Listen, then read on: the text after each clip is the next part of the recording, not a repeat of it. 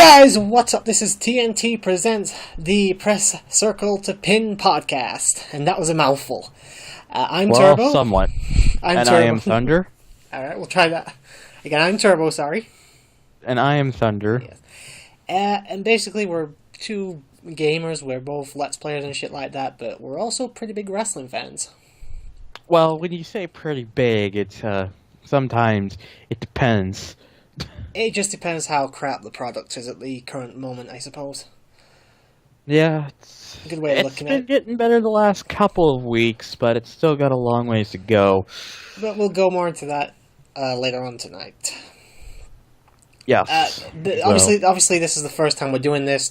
We're going to be a little bit rusty and all that, but we do have an actual way of talking about this. What we're going to do first is we're basically just going to talk about and explain how we got into wrestling, and since I was the one that came up with that, Thunder, why don't you go first? Okay, well, I believe I kind of was always back and forth when I was younger about coming into wrestling. Now, I was a 95 kid, so... Holy fuck.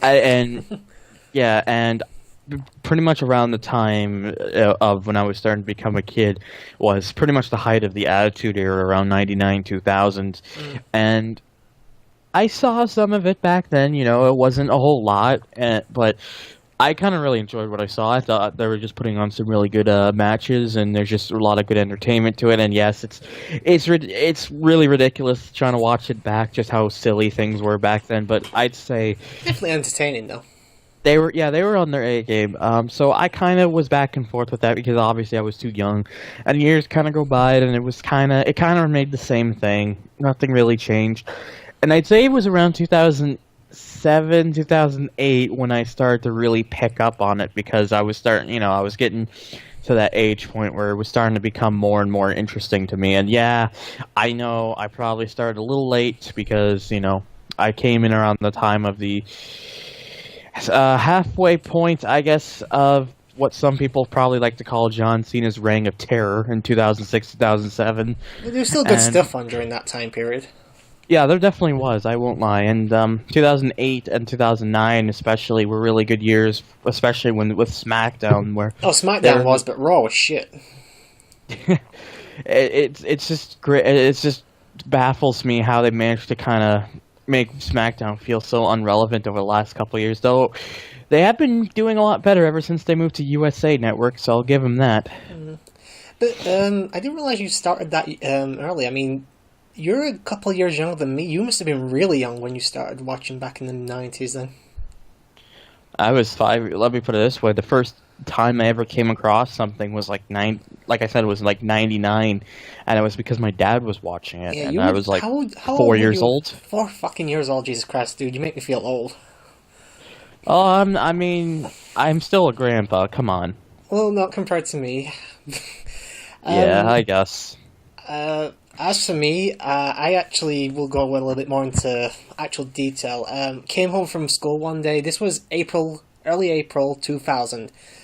Very specific. Yep, I remember this like yesterday. I can't remember the actual date, but it was the week after WrestleMania 16. Maybe it was yesterday. But yeah, I came home flicking through the channels, and I saw this moment where it was the closing moments of the Triangle Tag Team Ladder match from WrestleMania 16. And yes, this was before it was called TLC. I'm not wrong about that. You are in fact correct, but what you aren't correct of is they didn't call it WrestleMania 16 that year. They called it WrestleMania 2000. Well, they're fucking stupid, so fuck them.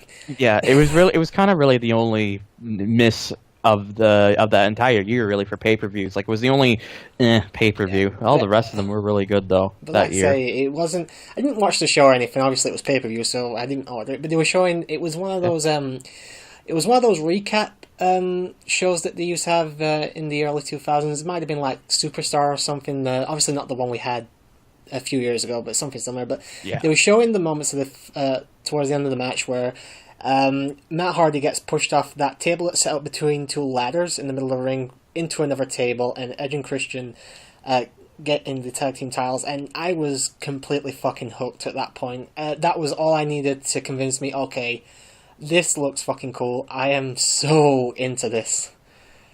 Yeah, it's kind of a really easy way, I guess, you can kind of get into it. Is you just watch something like that. It's just a crazy... when you're younger, it just looks like the craziest thing you're ever seeing on TV, but it just is so entertaining. To my 9-year-old mind, that was fucking amazing.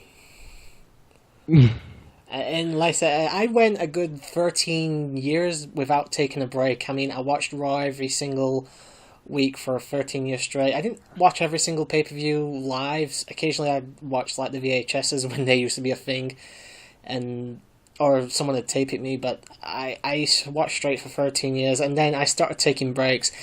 And actually, we've been talking about doing this podcast now for probably about several months now. I'd say a good year, actually. Yeah, you probably are pretty accurate with that. We just finally decided to get around to it now, I suppose. The thing is, when we did actually first mention it, about a year ago, I actually stopped watching. So, which is why we never really brought it up again. Because I'll be honest, apparently I was right to miss out on 2015. It was a piece of shit, apparently. 2015 is probably one of the most painful years I've ever had to sit through. Yeah. And now I guess when you look at it, don't mean to cut you off, but now when you look at it, what a great way to start. We're starting in a year where so many people are on the injured list. I know, tell me that. We'll get to that later, but I pretty much, last pay-per-view I really watched properly was the Royal Rumble last year. I thought it was pretty much just a one-match show where, the triple threat match for WWE Championship was great, but the rest of the show was shit, and I pretty much had enough at that point entirely. I'd already taken breaks, but I've been away from wrestling for an entire year now, and I figured, you know what the fuck, we'll come back, I'll see if Thunder wants to do this podcast, and I watched Royal Rumble yesterday, actually, and I have a huge notepad file full of notes here for the pay-per-view itself. It's fine. I can't even talk now. I completely lost what I was going to say, but let me try to think again. Yeah. It was just, waiting all this year, I was kind of like, okay, well, I'm always cool with the idea. We can still do this. I would love to talk about it. And it's like, and all of a sudden, there was a period of time where it's like, okay, I guess we decided it's just not going to happen. And then all of a sudden, Turbo comes to me, he's like, hey, do you want to do this still? And I'm like, yeah, let's do it. I want to point out, I do still know what's been happening in wrestling. I haven't actually just completely kicked the thing out of my life. I do read the results every week. I just haven't been watching the show, so. Yeah, it's kind of really the best way to, in my opinion, for most cases, to keep in touch. It's just simply the fact that it's just, the product that they've been giving us over the last while has been really tough to sit through, because I think 3 hours just kind of is just a little too much. I honestly think 2 hours that's only if you're watching Raw, dude. There's about 7 or 8 hours worth of wrestling on TV per week. I know, I'm just saying, like, Raw is really hard to sit through. SmackDown has just felt really irrelevant, so it's kind of like, whatever. It's just that kind of thing. But it's not like it's absolutely god awful. It's just kind of boring. NXT is kind of really where the money is at right now. I have been hearing that. They've been putting some really solid shows on. They just have a really well-depth roster, a lot of great talent with a lot of charisma and energy, and very good in the ring and on the mic. And the management is just. Honestly, it's just they're just doing a lot better. Yeah, with that, the way that they use their developments now. People do seem to praise NXT to high end. I'll be honest, I haven't watched it. I know I should. I really want to see these Bayley and Sasha Banks matches, but can tell you right now, they are probably well worth your time. It's been years since we've had women's matches that good. Yeah, I'm going to put it this way. Of all the notes I've got here per match, I think the Divas match, apart from the Royal Rumble itself, is the one I've got the most notes for. Mm-hmm. So we can go more into the more recent stuff later after we've done the actual Rumble review. So you want to do that? Yeah, we can jump right into it whenever you want to go. Welcome to the main segment. This is the main event, and the main segment. we're probably going to rate it 4. Yeah, we're probably going to rate it 4 out of 10. So Anyways, we should mention before we carry on. Neither one of us saw the actual kickoff, so while we know what happened, we have no real review for the match. what I can review is I haven't, like I said, I just like you, I haven't seen the actual the actual kickoff. I just kind of like, because when I watched it with friends back when it happened a few weeks back, by the time I got around to it, it was already just maybe like a minute into the second match, and I just watched the first minute of it somewhere else, even though I didn't really miss it. But what I could tell was, from what I've seen, because it was on Botchamania, was the ending to that pre-show Fatal 4-Way Tag Team match to get into the Rumble was just really ugly, because it's just it was really hard to imagine. I can't really put it to words very well because I'd have to watch it again. But and if anyone's watching this, correct me if I'm wrong, but I believe the Dudleys went for the 3D, and I think it was the Ascension or something. I can't remember though. And so they're gonna go for the pin. Then comes in like Henry, I think. Yeah, Mark Henry and Jack Swagger were the ones that won it.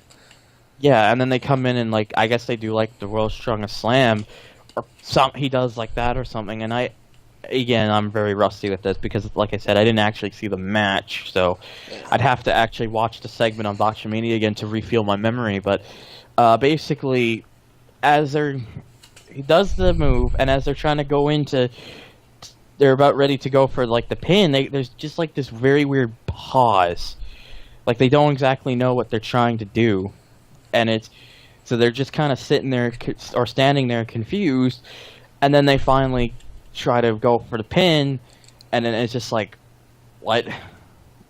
I've got to ask. I mean, I don't know all the superstars that were in this match. I know there was the Dudleys, there was Swagger and Henry, the Ascension, and Darren Young and Damian Sandow. All right, of those four teams, which do you think would have been best to actually win this match and have an appearance in the Rumble?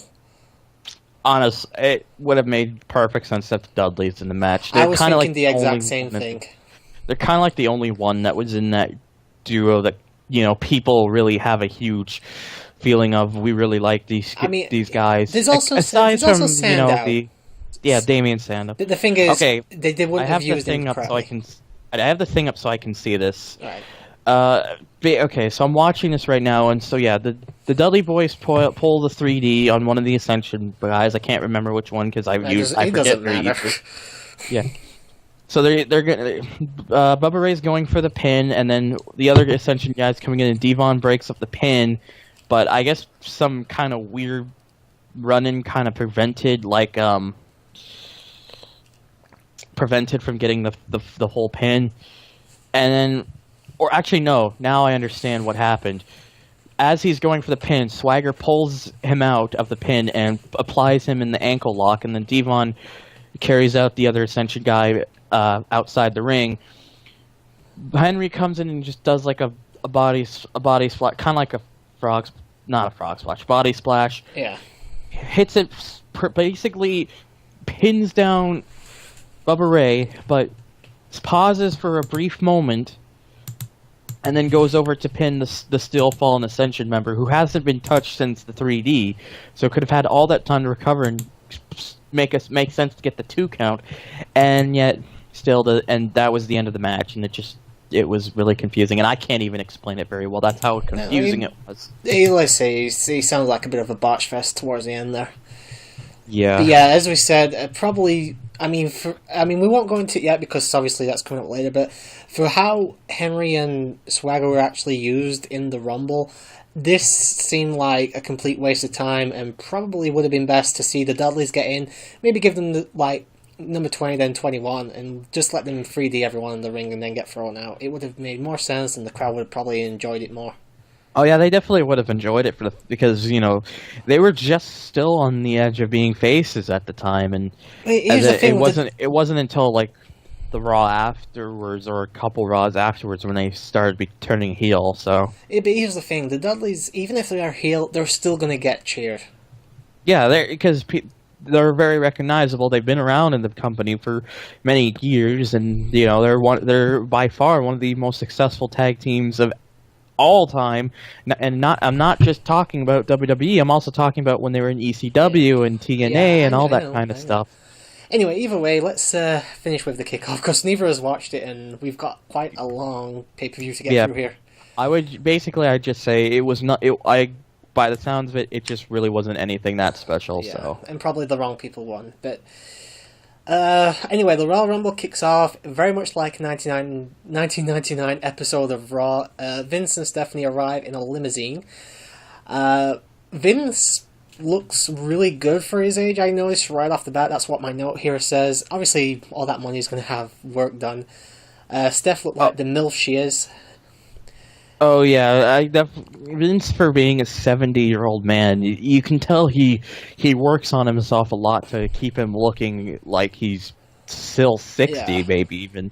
So he does look very good for his obviously age. with all that money though, he will have had some like Botox or something that I don't know.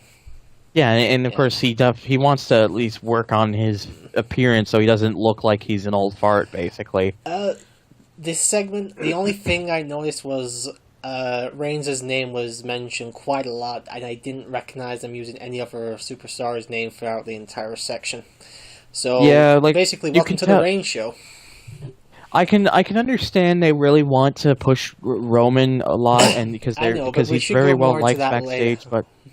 Yeah, that probably would be a good idea. We can, because the Rumble is where we can best talk about that. Anyway, first match is the last man standing match for the Intercontinental Championship: Ambrose versus Owens.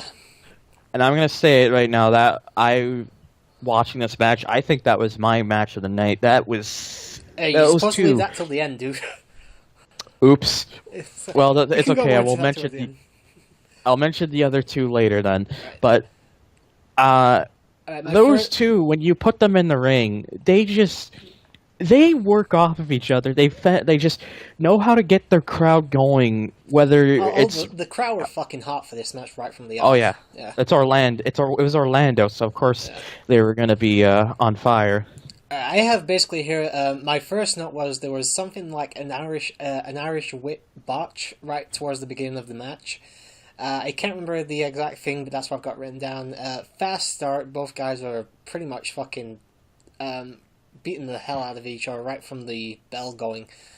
That's kind of something I liked. They try to start off the main show and just get two really talented guys, one who has incredible amounts of heat and knows how to work the crowd fantastically, and another who's just so beloved and just wants the crowd and doesn't really care if the crowd isn't huge for him because he knows he's going to make you love him anyways.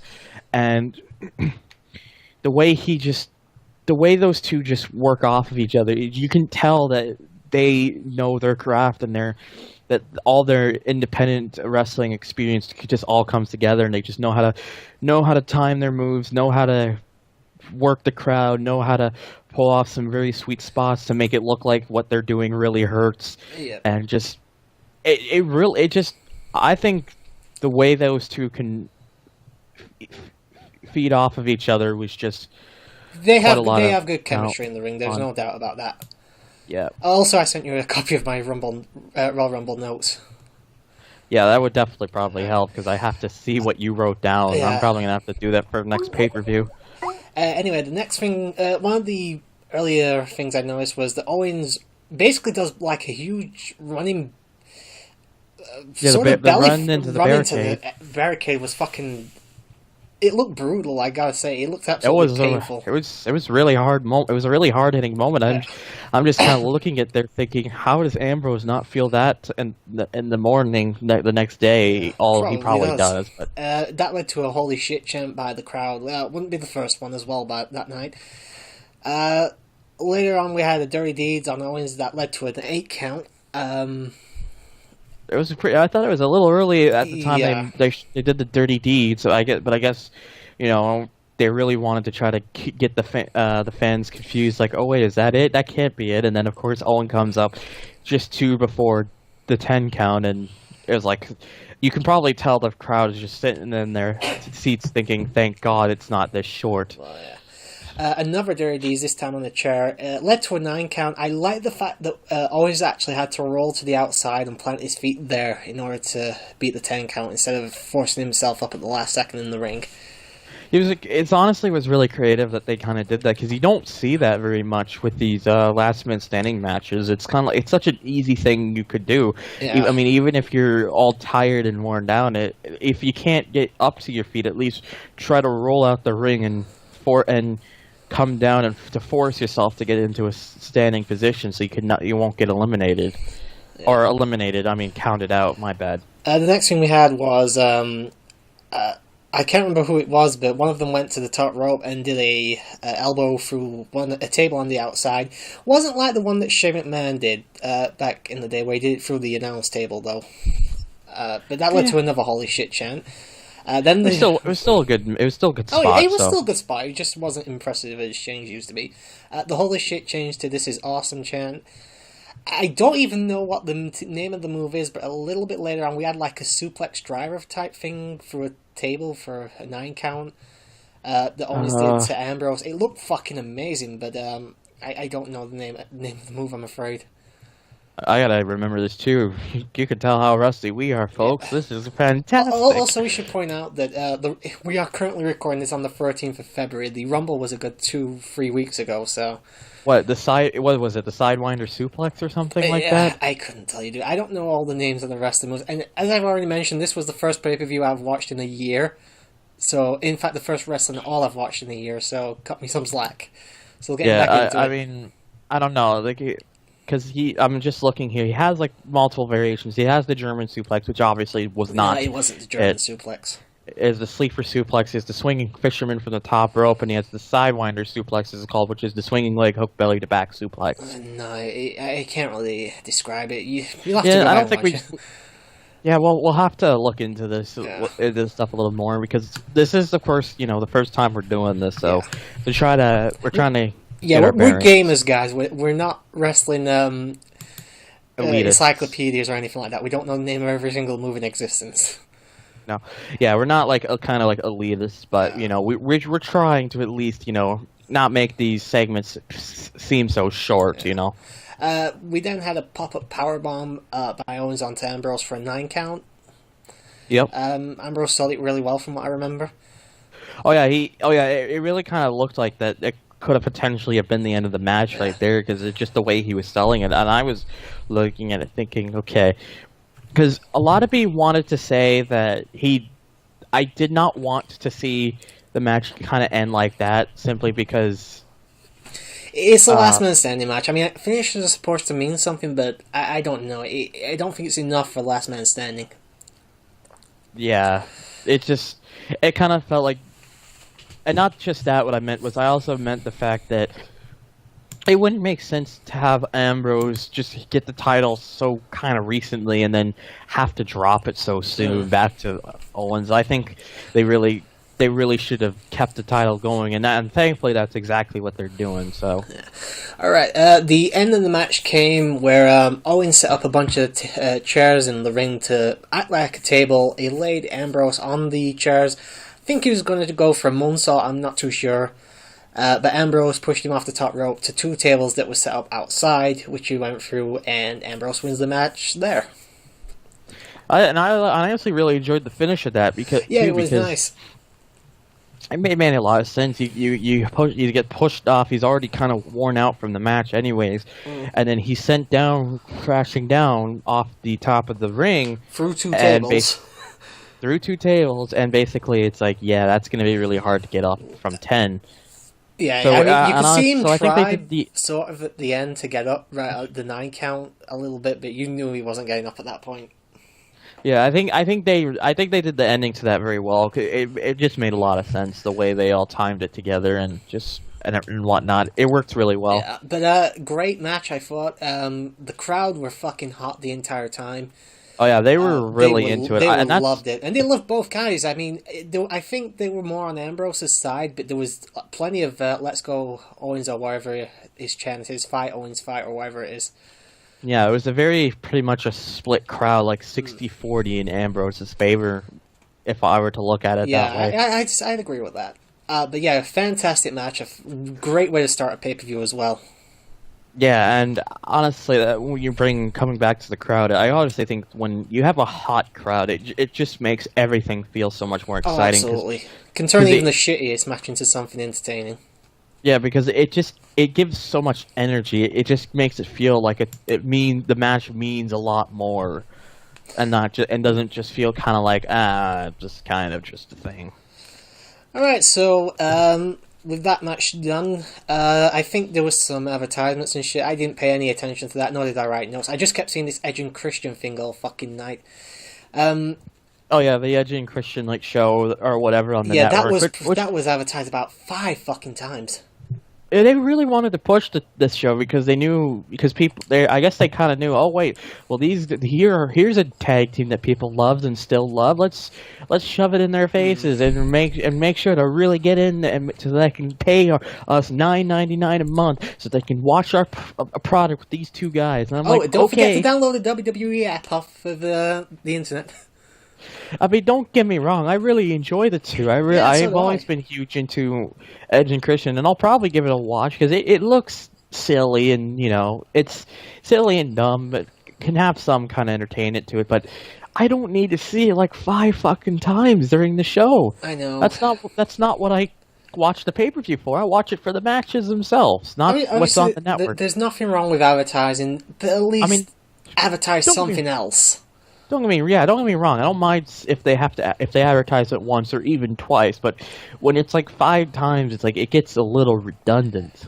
Anyway, like I said, I didn't actually make any notes. That was just something I noticed during the pay-per-view. Was that just kept coming up? But the second match we have is for the Tag Team Championship: the Usos versus the New Day. And holy fuck, the crowd loves the New Day. I think pretty much everyone loves the New Day at this point.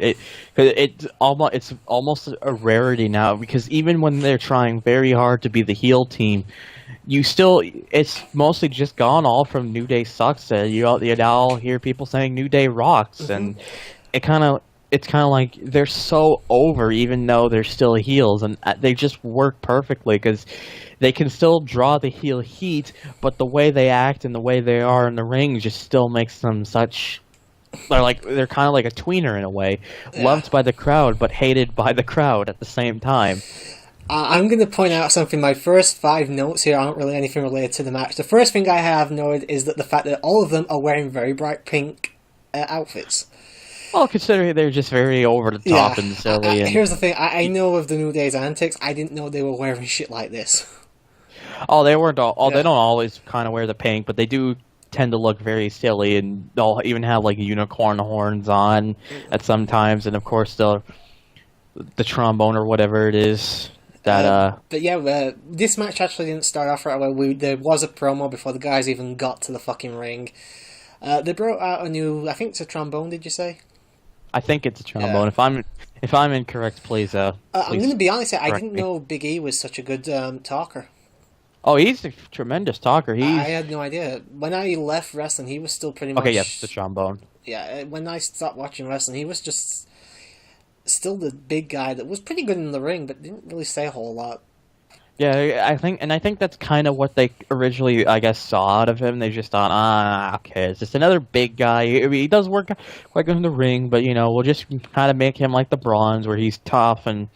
doesn't really do a lot. But then when they just started doing the New Day thing, I guess as time went on with it, they started to slowly realize just how good he is. He's got a lot of charisma to him. He can move in the ring for his size, and there's just a lot of energy to him, and he's just very entertaining to watch.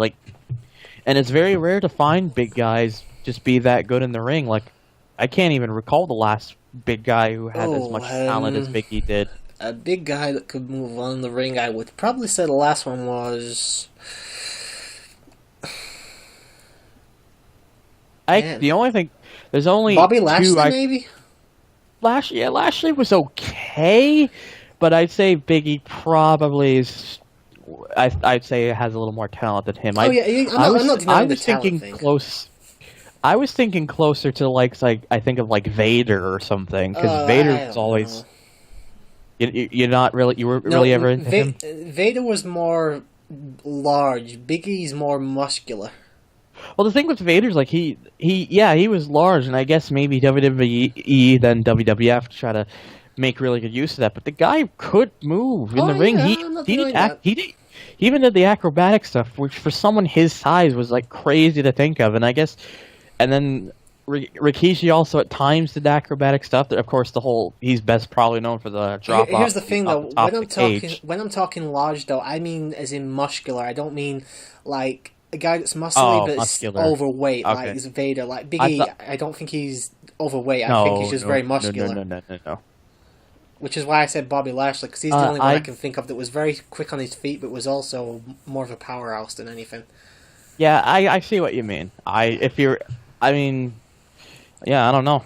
That's very hard to tell. Yeah, I honestly can't think of anyone. But one thing I do want to point out here, because this is one of my next notes, but it pretty much goes for the entire match, is the fact that Xavier Woods is fucking phenomenal at playing the crowd, even when he's not in the match.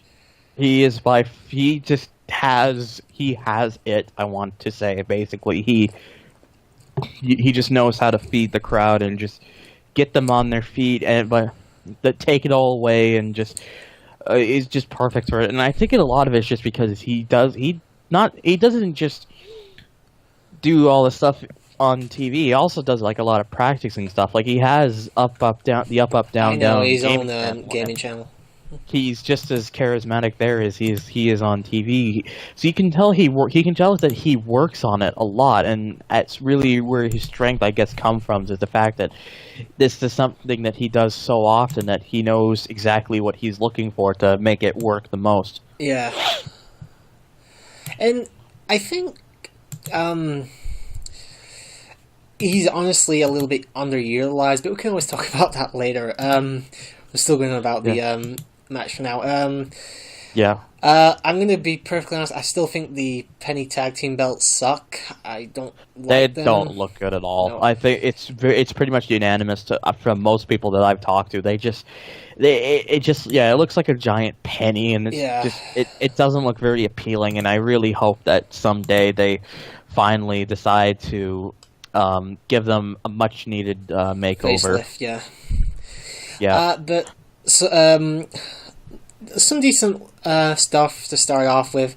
The first thing I've really got of note in terms of the match wise was there was like a double super kick that led to like some type of lockup. It was a weird move, but it looked so fucking fantastic. Yeah, they just knew when to time it. I'm saying so many things constantly sometimes I can't even think of better words to use. Oops, I really need to look at the source more. But you can tell though that they just wanted to get some of those really sweet spots in, not just like something that just takes a little bit of time to get into the match. They wanted to start it almost right away, and it's just they did a really good job with it. Next thing I've got is the I've got Big E reminds me of a giant potato for some reason. I don't know. I never saw that before. But I don't think I'm going to be able to get that out of my head now. But the spot involving is I've got Big E tanks into one of the Usos outside for a nice spot. Well, here comes the potato tanking into you. He basically sort of, not spears, I don't think, but he looks like he headbutts someone through the middle rope to the outside. And yeah, he definitely doesn't do the spear stuff. Yeah, the camera angle I don't think really showed it off very well, but it was something like that. A spear-esque move, let's call it. Pretty much. Yeah. After that, the same barricade from the one in the Owens-Ambrose match gets rammed into again, and I've noted that that's the third time already tonight that barricade spot's been used. Mm-hmm. Big E gets a sneaky tag while it looks like Kofi's about to be powerbombed on the turnbuckle. Yeah. And one of the Usos, I believe, goes for a crossbody, but gets caught by Big E, which gets the free count. He gets the big ending for a free count. Yeah, and it was a fun match. It had a couple of those moments where it could have been worked on a little better, but I think they did a very good job with the match for what they had. I've got fun match with a couple of botches written here. But what I definitely noticed though, that you didn't mention up, but I saw it in your notes, is the Usos just had massive heat on them. Oh, absolutely. I mean, when right they from came the out, start. they got decent cheers, but as soon as the match started, no fucking way. Even at the start, I I mean, they were wouldn't say kind of. they weren't unanimously booed. Yeah, as the match went on, the heat got worse, I Oh, think. absolutely. And a lot of me believes that, a lot of me has that feeling, though, that, they kind of, people didn't really like them because they're kind of looked up at, they have some connection with Reigns, they're like the family, and I think, I don't even I think think it gives them that heat because people are afraid that they're going to get the push, too, just because they're like family to Reigns, and, it's just that kind of, but again, we'll talk more about Reigns later on. It's not even that. I'll just mention this real quick with the Usos. While that may play a small part, Cut I out? think what? No, I'm here. Can you hear me? Yeah, I can hear you. Skype's just being stupid as always. Oh, we can't do much about that. We might actually be better off switching over to Thingy in a few minutes, but whatever. But I can't because that's not fucking for that, is it? Never mind. What was I going to say? I think the problem with the Usos is the fact that they're not necessarily associated with Reigns. I think the problem is they've been the John Cena of the tag team for the last couple of years. Yeah. Very stale. They really have not been. bad wrestlers, but they haven't done anything to change. They've been the same characters since they pretty much came in, and I think people are just getting sick of them, to be honest, at this point. Mm-hmm. But as I got one more thing here is the crowd loves New Day. Xavier and Big E were very impressive to me. I've not seen them much, obviously because I haven't watched in a year, but both of those guys impressed me big time. Kofi was good in the match, but Kofi's always been a good in-ring wrestler, I think, or at least an entertaining one. Oh yeah, Kofi's always been very good at what he does, Yeah.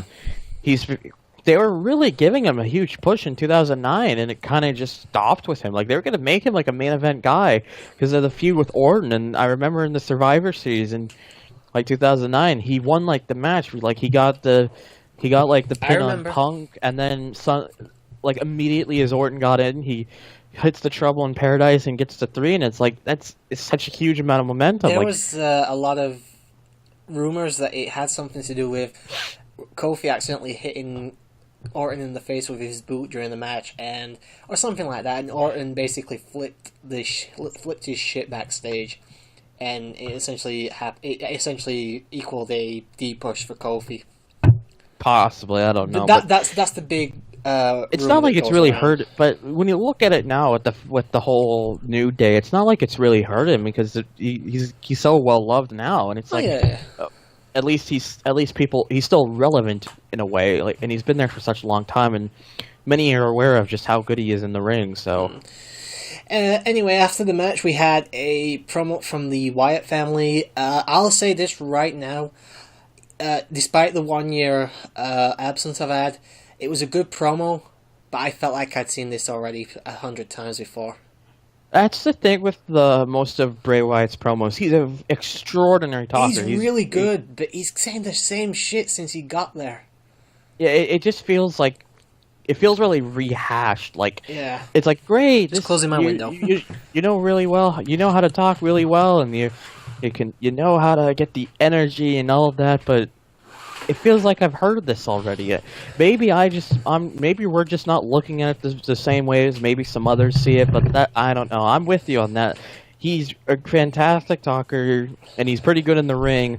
But the promos, whilst they're still great, they feel repetitive in a way. He's good at delivering promos. It's just basically the material he's given it's like they just decide to change like one word in the sentence, and they keep giving him the same fucking paragraph of a promo to read every fucking night he's on. Like I said, 1 year later, and this guy's still cutting the same thing. You know, it's... Yeah. It gets... Like, really, they're still doing this. I mean, granted, he's still good, but fuck me, I've already seen this like 30 times before. Yeah. Thankfully, we'll have to see where it goes. Yeah, we'll have to see where it goes, I suppose. Promo only lasted about a minute max anyway, so it wasn't a long promo, thankfully. No. Next up, we had match 3, Alberto Del Boring versus Kalisto. I've seen so much of Alberto Del Rio's matches since he's been in the WWE, and to this day, from the time he started back in like 2009 or 10, 9. the temporary time he took off, then coming back, he's still just as boring as he was then. He's not a bad worker, and he's not a bad talker either. Oh, I don't know. Every time Del Rio's on the mic, I fucking start snoozing. Yeah, I don't think the guy has any fucking charisma at all. Or very little of it. I mean, I don't think he's very bad with the way he does promos, but I think the problem is the way he just kind of sells himself as. He's just such a snooze fest. He's like, yeah, okay, he's a decent talent in the ring, but he's more than decent. He's really good in the ring. It's just, unless you're like Jeff Hardy, who's going to throw himself off 50-foot ladders, you can't get away with just being good in the ring. Yeah, he just feels like, He just kind of feels like a guy who's there and just doing these matches. And I think that's the problem. Like, I think the problem is he's not trying enough to make himself stand out, to kind of make himself seem more like a special character. Like, if he really tried hard to work on that, he probably wouldn't be as boring. I mean, I still think the best thing he ever did was the stuff with Rey Mysterio when he started, and that was like 5-6 years ago now. Which brings me to my first note here. 6 years later, and still few cheers. The Alberto came out, and the crowd went mild. Yeah. Practically no one was saying, there was practically no cheering. The crowd, I've got to put it this way, the crowd have been pretty hot all night so far. While there was definitely noticeable moments where the crowd did pop, this was easily the quietest match in the entire pay-per-view. Yeah, and I think it mostly just comes to the fact of what you mentioned with Del Rio. I mean, the crowd did like Kalisto, and I'm glad for that. Yeah, he did get a mild pop when he came out, and he actually got an even bigger pop later on in the match. But yeah. But my second note is Kalisto looks like a Mortal Kombat character. Oh, he usually always looks like a Mortal Kombat character just by the way his attire is. But you can tell by the way that he looks coming to the ring. They're trying very hard to make him, and rightfully so, the next Rey Mysterio, and he's doing a very good job with what he has. Yeah, so. I like the fact that they're not giving him a mega push. They're basically giving him a run with like the US title, a middle title. They're not gonna push him right towards the fucking Actually, big speaking stuff. of which, you know what they really should kind of start making the US title like? And I've heard this on videos too where I agree with it. They need to kind of make the United States title feel like the Cruiserweight Championship. They need to kind of make it feel like the title for the Cruiserweight division in a way. Like, they need to, like, we haven't had like a proper feeling of a Cruiserweight division in a long time, and if they were to bring that back, at least make the relevant title, in that case the United States Championship, I think they could do very well with it. I think the problem with the Cruiserweight Championship when it was around was nobody just took it seriously. I mean, it was kind of considered like a much lower tier title, like a fucking hardcore championship when the WWE had it. You know. It wasn't always that case. Sometimes it felt like they were at least putting some amounts of energy. I don't know. I watched pretty much during the entire run of the WWE Cruiserweight division, and while there was emphasis put on it, it wasn't. It didn't feel like a major thing to me. I mean, the matches usually were good, but fuck, it wasn't. I mean, I'll give you that. I'll give you the fact that could be, you know, the way that's how it just looks to be, and in many cases, I suppose you're right. I would say that wasn't exactly always the case. I mean, I remember when Matt Hardy in like 2003 was, you know, the whole Mattitude, the MF version 1. Yeah, he was actually trying to put a very serious look to trying to get the Cruiserweight Championship. That's where it felt relevant, because he was really pushing for it. He was trying to make it his goal, and then he did finally get to where he needed to be, and then he got the title, and that's where it really felt like it started to somewhat mean something. And then, of course, time went on, and it kind of just dwindled again. Well, let's put it this way: the last Cruiserweight champion was fucking Hornswoggle.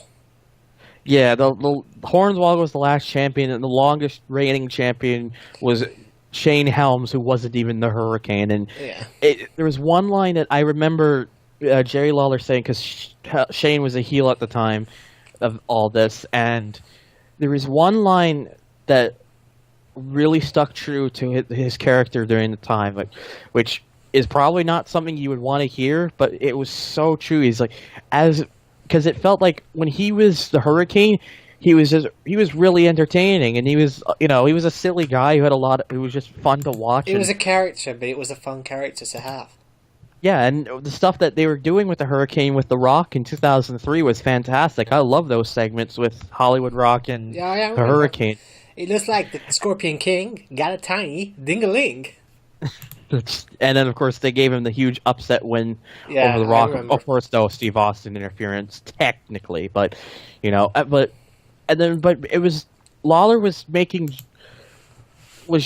jokes at Helms because he just felt like he seemed like a nobody. And then, eventually with the Hurricane, he was at least entertaining. But when he was just Helms, he was like a joke. He was just kind of boring, and he had no character to him. He just kind of seemed like a guy who was there, and yet they gave him the longest reign for the championship.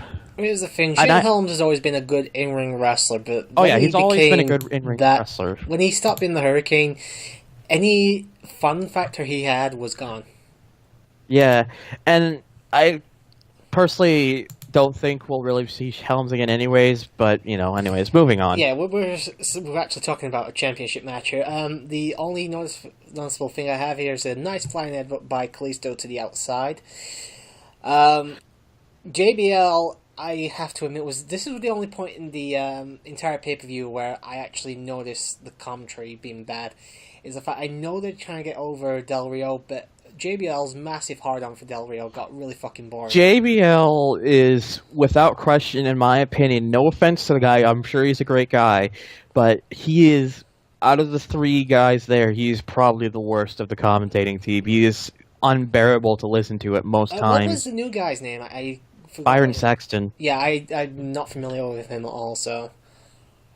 He seemed to do a good job. I had no issues with his Byron's work. okay. I think he gets a little bit too much flack, but he's all right. He didn't say anything when I watched it that pissed me off or anything. So no, he's just kind of doing.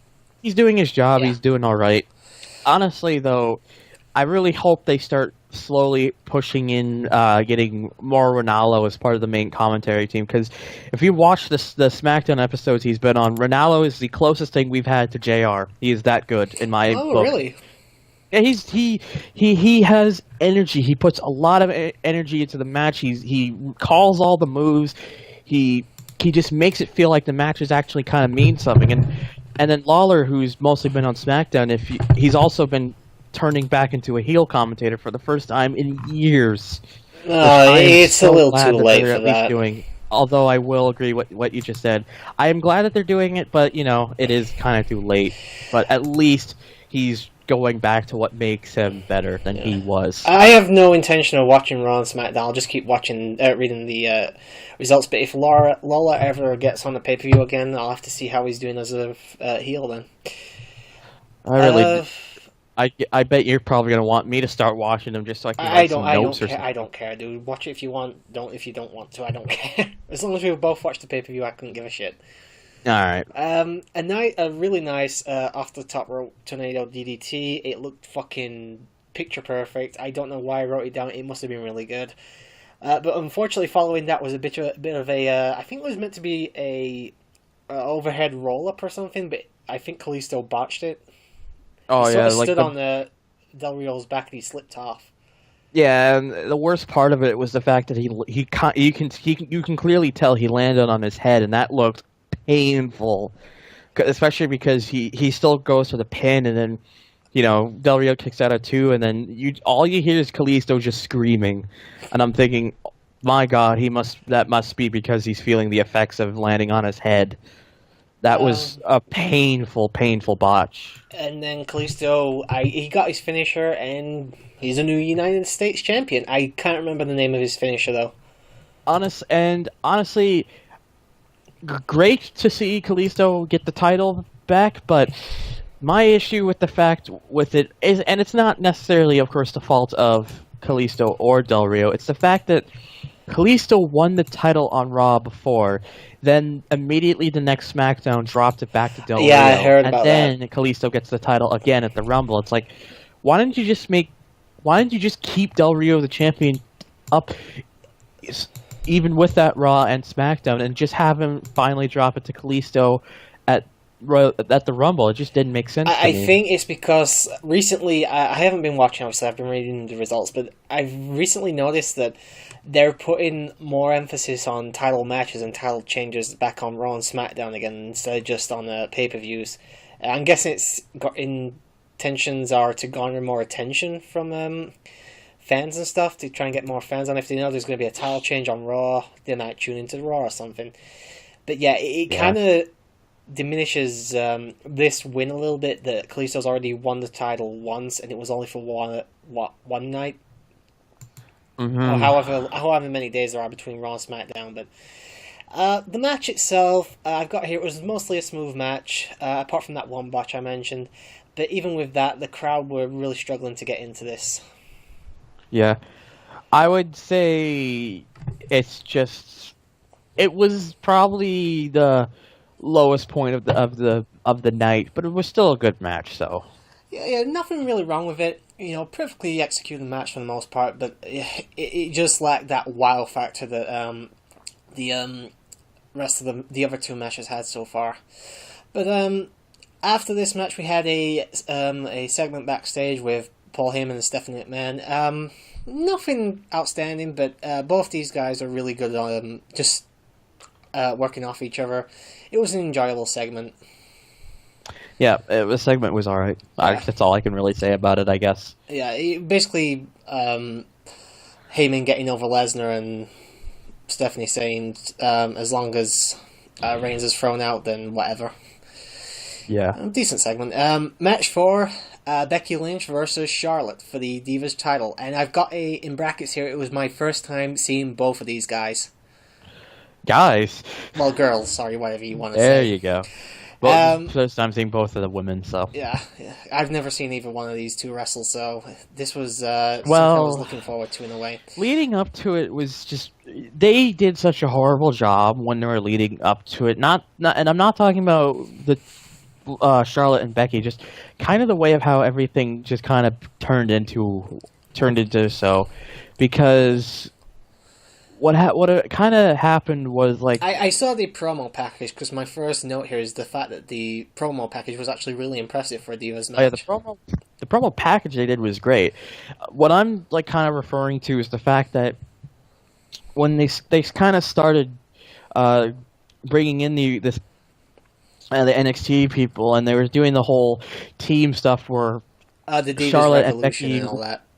Yeah, and where Charlotte and Becky were teaming up with Paige, and then Sasha Banks with Naomi, and who's the other one again? Bailey? No, that's not that. Bailey's from NXT, so. Oh, I think it's Oksana or something. Oh, I don't know. I don't even fucking know who that is. Yeah, no. Oh no, that's not Oksana. It's Tamina. That's it. Oh, Tamina Snuka. Okay.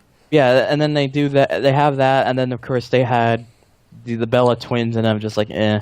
And it was just such wasted potential the way it was going, and Charlotte gets the title off of Nikki Bella, ending the longest reign, and then they were trying to dissolve the group, and they were trying to originally kind of look like they were going to make Paige the heel, like they looked like Paige was going to be the heel type, and then all of a sudden they kind of just flip-flop when she was getting all this better work as a heel, and then they just decided, no, we're going to make Charlotte the heel, and we're going to make her, sorry, wow, I'm getting confused too. We're going to make her basically so much relevance to the point that, oh, she's the daughter of Ric Flair, one of the greatest wrestlers of all time. And I'm just sitting there, thinking, why can't they just make her own special thing? A lot of people know just how good she is of a wrestler, but why does it have to be so much of the fact that she, I'm gonna go a little bit too forward here with all of this, but I just want to bring this up now. You say she was turned heel. throughout the entire match and the promo that was played beforehand, I thought she made a fucking great heel. Charlotte. Oh yeah, she's a good heel. I'm not taking that away from her, not at all. What I'm mentioning though, the problem I have is that I just really you don't need the Ric Flair factor. Yeah, I just think she'd work best as a heel on her own and not have to try to be so much known as the protege of Ric Flair, because essentially Ric Flair's daughter and whatnot. But it's definitely. I can see. Obviously, this is my first time seeing these two, so this is my first time seeing the whole Ric Flair thing. But I enjoyed it, but I could see if it's been going on for a while that people would get bored of it. Yeah, and then of course Becky's a great talent in the ring, and she's insanely likable. The first thing I have here is the fact that there was some kind of facial accessories that Charlotte was wearing. I've got here, it looks like Goldust came on Charlotte's face. Okay. It just drew my attention so fucking badly. I know it's probably there to help her stand out a little bit more, but it just looks so fucking stupid. Yeah, it wasn't the best look for her. Yeah. I'll just leave it at that. But for the actual, the Let's Go Becky chant started right from the beginning of the match. I've got here some really nice mat wrestling back and forward from both women. Was really well done. The both ladies went to the outside, and then Rick got in. Rick interfered and basically laid a big smooch on Becky Lynch. That was weird and kind of gross. That really was. I'm gonna be honest. That really was strange. Like I never exactly understood that point. It's like I'm just watching. I'm thinking, what was the point of that? And I've heard, and of course, there's a lot of controversy over now because some people felt it was not the right. Wasn't the right thing to do, and I'm not complaining about that at all. I'm just complaining about the fact that it's just so out of place of the match. I'm like, what exactly is the point of this? Well, exactly. But like I say, you never know. It is wrestling after all. Not everything's supposed to make sense. Pretty much. The crowd, again, with the Let's Go Becky chants, and I've also made the note that they're really into Becky, and I'm talking she got a massive crowd chant going at one point. One of the biggest of the night so far. Yes. Charlotte knocks her down doing something I can't remember because I've got Charlotte mocking the fans chant, like, Let's Go Becky, she's chanting mockingly. Like I said, she did a really good job of being a heel last night. Pretty long rest, but I did notice that went on for about a minute and a half in the middle of the ring. They did kind of kill the crowd for a short period of time, sadly, but they did get back into it. Nice neck breaker with rope assist. I can't really put it another way than that. Whoever it was that used the neck breaker did a really interesting version of it in the corner. This one I can't even fucking remember. A nice armbar to a powerbomb. Yeah, that was... Like, you could tell when these two are together in the ring, they just feel like, okay, here's finally, after so many years of having just women coming into WWE more for their looks rather than their in-ring performance, it's so nice to finally be at a time now where we can just watch two women get in the ring and just all be about giving on a hell of a performance and being for their actual talent rather than, their looks, yeah. Yeah, and I'm so glad that we're finally getting to that point because it was getting so ridiculous with how they were doing it back then. So I'm glad that that's no longer the. So I'm glad that that's no longer the case. All right, just gonna pause this for a second. Okay. But yeah, after that, Charlotte did a baseball slide, missed Becky, and caught her dad. Which was just a nice little moment, I guess. Rick, obviously getting old, so he can't sell as well, but it looked pretty bad. Yeah, it wasn't that fantastic, to say the least. I think Becky had some kind of submission on Charlotte, and Rick would then use his jacket and throw it over Becky's face for some reason. It was a very strange interference. That was probably one of the strangest interferences I've ever seen in my life. And, and it's just the way the match would end from that with Charlotte, getting a spear and then the 1, 2, 3. Yep. that really bugged me for some reason, because like that's really how you're gonna end it. Yeah, I've got here. It looked insanely it was such an insanely awkward finish. Yeah, I've got here great match but poor finish. Yeah, the match was a great match. I will say, the finish was it was poor. I think Ric Flair should probably have interfered, but not the way he did, not with the fucking jacket. Yeah, like if they were gonna have like an angle with him coming in, it should have been like a proper running in. Yeah. Yeah. But yeah, I've got here both ladies very impressive. Hell, I'm gonna be honest. I'm now a fan of both these two women because they put on a hell of a match there. Oh yeah, they're definitely very, very good at what they do. Yeah, that was obviously, as I mentioned earlier in the podcast. I know about these Sasha Banks and Bayley matches on NXT last year. I haven't seen them though, so for me, this is the best women's match I've seen in years. I still widely recommend. I will sit down and watch them. I really actually do want to watch them. You definitely will. You definitely will really get a huge kick out of watching those. Trust me. But after the match, Sasha Banks appeared, and the crowd went fucking crazy. Oh yeah, because I was going crazy too, because for those of you who may not really know who she is, like, so the reason why Sasha Banks is so well loved is because she has been one of the absolute best talent in women's wrestling we've seen since the likes of Trish Stratus and Lita that far back. In fact, I'd argue she's probably even better than them. I would say that Becky and Charlotte put on, technically at least, better matches than Trish did. At least from a technical standpoint, anyway. Yeah. And I've only seen one match of theirs so far. Yeah. Sasha appeared, then the crowd went crazy. Sasha then attacked Becky, but the crowd was still chanting for Sasha. Which just, I guess, goes to show how over she is. If she's getting cheered over the person they've been cheering all fucking match. I was thinking at first when she did that, I was thinking, okay, yeah, there is no way that this is not the only thing she does. Yeah, because she sort of shook hands, I think, with Charlotte, but then after that she attacked Charlotte from behind with a backstabber and then some weird submission that I didn't recognize. Possibly, yeah. But the crowd went crazy again as soon as she did her... I guess Sasha would now be a tweener, not a face but not a heel. I can tell really much so that they are building her up to be a face in a way. Like, she's still very heelish, but she's but the crowd reaction's making it change to a face.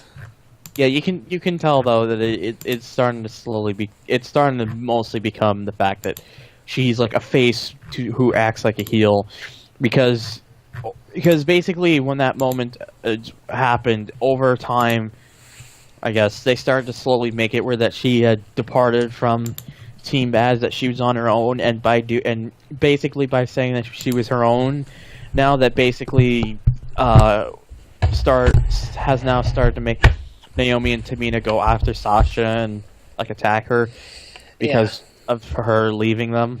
But yeah, as I said, guys, I have never seen so much crowd interaction, in technically sound wrestling, and just overall good characters from the women's division in fucking years. I mean, they did have AJ and Paige for a while, but that was it. And I don't know. I was just so fucking impressed by this entire... Apart from the ending to the match, from the promo package to the beginning to the Sasha thing at the end, I was fucking enthralled with this entire part of the show. Oh yeah, it was just really good setup because you can tell that they've already got something planned for those two women for WrestleMania. Yeah. But yeah, that was a really good match overall. Next we had the Rumble package, and I've noted here they're really trying to get Reigns over as a they underdog. were just going over just like crazy, like. And honestly, I think a lot of times that's when they start to miss the point of why people are complaining about rings in the way that they are. It's because we'll get into that another time in the podcast. Because we got a lot to run through here for the Rumble. Oh yes, we actually have the Rumble. But the reason I noted that there is the fact that because Reigns is number one, they try to get Reigns over with the promo package, and Reigns comes out to the majority of boos. Yep, that's like, what was the point of setting that all up when you know that when they should have known that coming out he was just going to get booed out of the building? Well, like that, I wouldn't say he was booed out of the building. There was some, vocal cheers for the guy, but. Yeah, the majority of the Rumble were, I'd say about 80% were booing Reigns. Easily 80%. But yeah, number one is Reigns. Oh, and by the way, I think Lillian Garcia botched the Rumble explanation. Yeah, she kind of stumbled on her words a bit. Oh, well, it happens, I guess. Yeah, if you were wondering, Turbo, Reigns was purposely made number one because they were doing I read the all right, okay. Week, so I'm just making sure. Know. Anyway, number two was Rusev. Some decent back and forth between the two, but Rusev was eliminated within about 80 seconds, I want to say. And that's where I was thinking in my head, why did they have Rusev come in as like the number two? As like, what was, because it felt like, what exactly were they trying to convey? Like, they could have at least had someone that made a little more sense come out as the number two to face Reigns. Like, this is going to sound stupid. I would have personally not minded if Sheamus was the number two. You have have the guy that they see, and then have him go start the match right off against the guy who's been trying really hard to make his life hell. Here's the thing, though. Rusev's in the League of Nations. Rusev is in the League of Nations as well, so in a way, it still technically works in that respect. It still makes sense. I'll give you the fact that it still makes sense. It's just, I don't know. That's just how I look at it, I suppose. It's fine. You don't have to like everything they say. We can agree to disagree. I personally thought it was a decent idea. Someone who isn't a huge star, but is obviously a decent threat, and eliminating Rusev early on like that, it does make Reigns look strong, and let's face it, Rusev was never going to win anyway, so I thought it was there was no chance for Rusev. Number three, the big reveal, AJ Styles. And I personally think they botched the reveal. Oh, absolutely. They would not move that fucking camera off Roman's face. That's what I was thinking, is like, if they're gonna have this like big reveal and you have a song playing that you don't exactly hear, and then the Titantron just says "I am." Yeah, just a minute before I go off that, I just wanted, because you mentioned the music. What did you think of that music? Because I thought it was fucking garbage. It's all right. I hated the fucking music for AJ. I don't really have much of a problem with it. I mean, it's not my kind of. It ain't my kind of music, but I don't know. I just don't really have much to say about it either. But the thing that was really annoying that they would not put the camera off of Reigns is because I've seen videos of people showing it live on the screen. It just says like "I am" for a while, and then the song's going for a while, and then phenomenal. It changes into phenomenal. I'm thinking, that's the perfect reason to have it look at the Titantron. Why were they still focusing on Reigns the entire time? It just didn't make sense. You mentioned Botchamania earlier. I actually watched that same episode, and they did bring up the fact that the camera work at the Rumble was not great. It was not very good camera work that night. Whoever was instructing the cameraman did a fucking atrocious job. Yeah. Sorry, carry on. I don't know. I mean, I don't mind if they were to at least have like a couple seconds where it's focusing on Reigns' reaction, but if then after that they would just go to that before it's changed, the words changed to phenomenal, but it said "I am," and then it still shows it as phenomenal, it would work perfectly, because even if a couple seconds after saying that it went back to Reigns, then for like 1 second, then went to AJ Styles coming out. Exactly. I think it would have worked a lot better. But yeah, apart from the major fucking missed opportunity there, the crowd, as soon as they realized who it were, they went totally eruption. Yeah, they went ballistic. Like basically, it's like they blew the roof off. Like Styles coming out had by far the biggest reaction of the night. I have to admit, I was worried, because I think every fucker knew that AJ was gonna debut at the Rumble. I knew he was going to debut at the Rumble. I just knew it was going to happen. No, I didn't I expect knew it it to was be going at to be the number Rumble. I didn't expect it to be at number 3. No, I did. I was but, expecting like 29 or something. Yeah, I was expecting him to at least be in the later half, but Yeah. that's fine with me. Wasn't nothing I care too much about, Yeah, at least. like I said, I was a bit worried that most of the crowd wouldn't actually know who he was, to Oh, be honest. God, That was a worry I had. Yeah, but although I think that it was to the point where I think that's kind of why they had him come out of Orlando, because it's like, okay, here's a crowd that's usually on their feet and at least they have that like smarky. It's also style it's also not too far from TNA territory as well, so exactly. So just local in the way too. Yeah. But yeah, I was just really glad that when he came out that he got the reaction that he did. Also, I've written it in brackets quite a few times here. Throughout AJ's entire run through the Rumble, and even a little bit after, the crowd just kept chanting AJ Styles over and over throughout the fucking entire match at points. Oh, it didn't stop. It was constant. I've got it written down like several times, but I thought I'd just bring it up here and not have to bring it up again later. I'm going to be... Yeah. And the thing is, too, is like he came in and it was like you think, okay, well, I think there were probably a couple people worried, oh, well, this guy, he's going to have to learn really quickly, I guess, the WWE style of wrestling, and you may seem like he may seem like he appears like as the odd man out. He just doesn't look like he's fitting in. He fit in perfectly. He did really well. It took him like no time at all to get in and just get all going, and he just felt like he'd been wrestling there for years. He looked comfortable. That's how good Styles is. Like he can pretty much adapt that quickly. I should note though that in the entire time between it took quite a while for Edge to come down to the ring and had a stare off with Reigns. Reigns looked fucking gassed already at this point. Reigns is he was sweating buckets already. He looked like he was afraid of Styles in a way. That's how he appeared. It wasn't really anything to do with that. It was just I don't know if this guy sweats just a lot in general, but he'd been in the match. He basically had about 50 seconds of physical interaction with Rusev, and that was it. And this guy was already fucking sweating buckets. Yeah, he didn't look absolutely concernably terrible, but it's like for what 90 seconds in the match, that's pretty fucking bad. It is. But anyway, after that, number 4 was Tyler Breeze. Breeze lasted all of about 30 seconds before getting eliminated by AJ. Tyler Breeze was someone that they were really going to try to at least push, and I know Triple H backstage really wanted to get him pushed, but Vince, I guess, just didn't see it in him, and then they pulled the plug on him, which of course made people online mad, which understandably so, because it's like I said, I've been out, so I know very little about Tyler Breeze, to be honest. Obviously, I say once again, I read all the results, I read all the segments that happen and stuff. It's just I've actually seen the guy on screen. I think this may have been my first time seeing him. So anytime Turbo mentions he reads stuff online, you take a shot. Yeah, but I have to bring this up because I don't want you to think that I don't know who these guys are.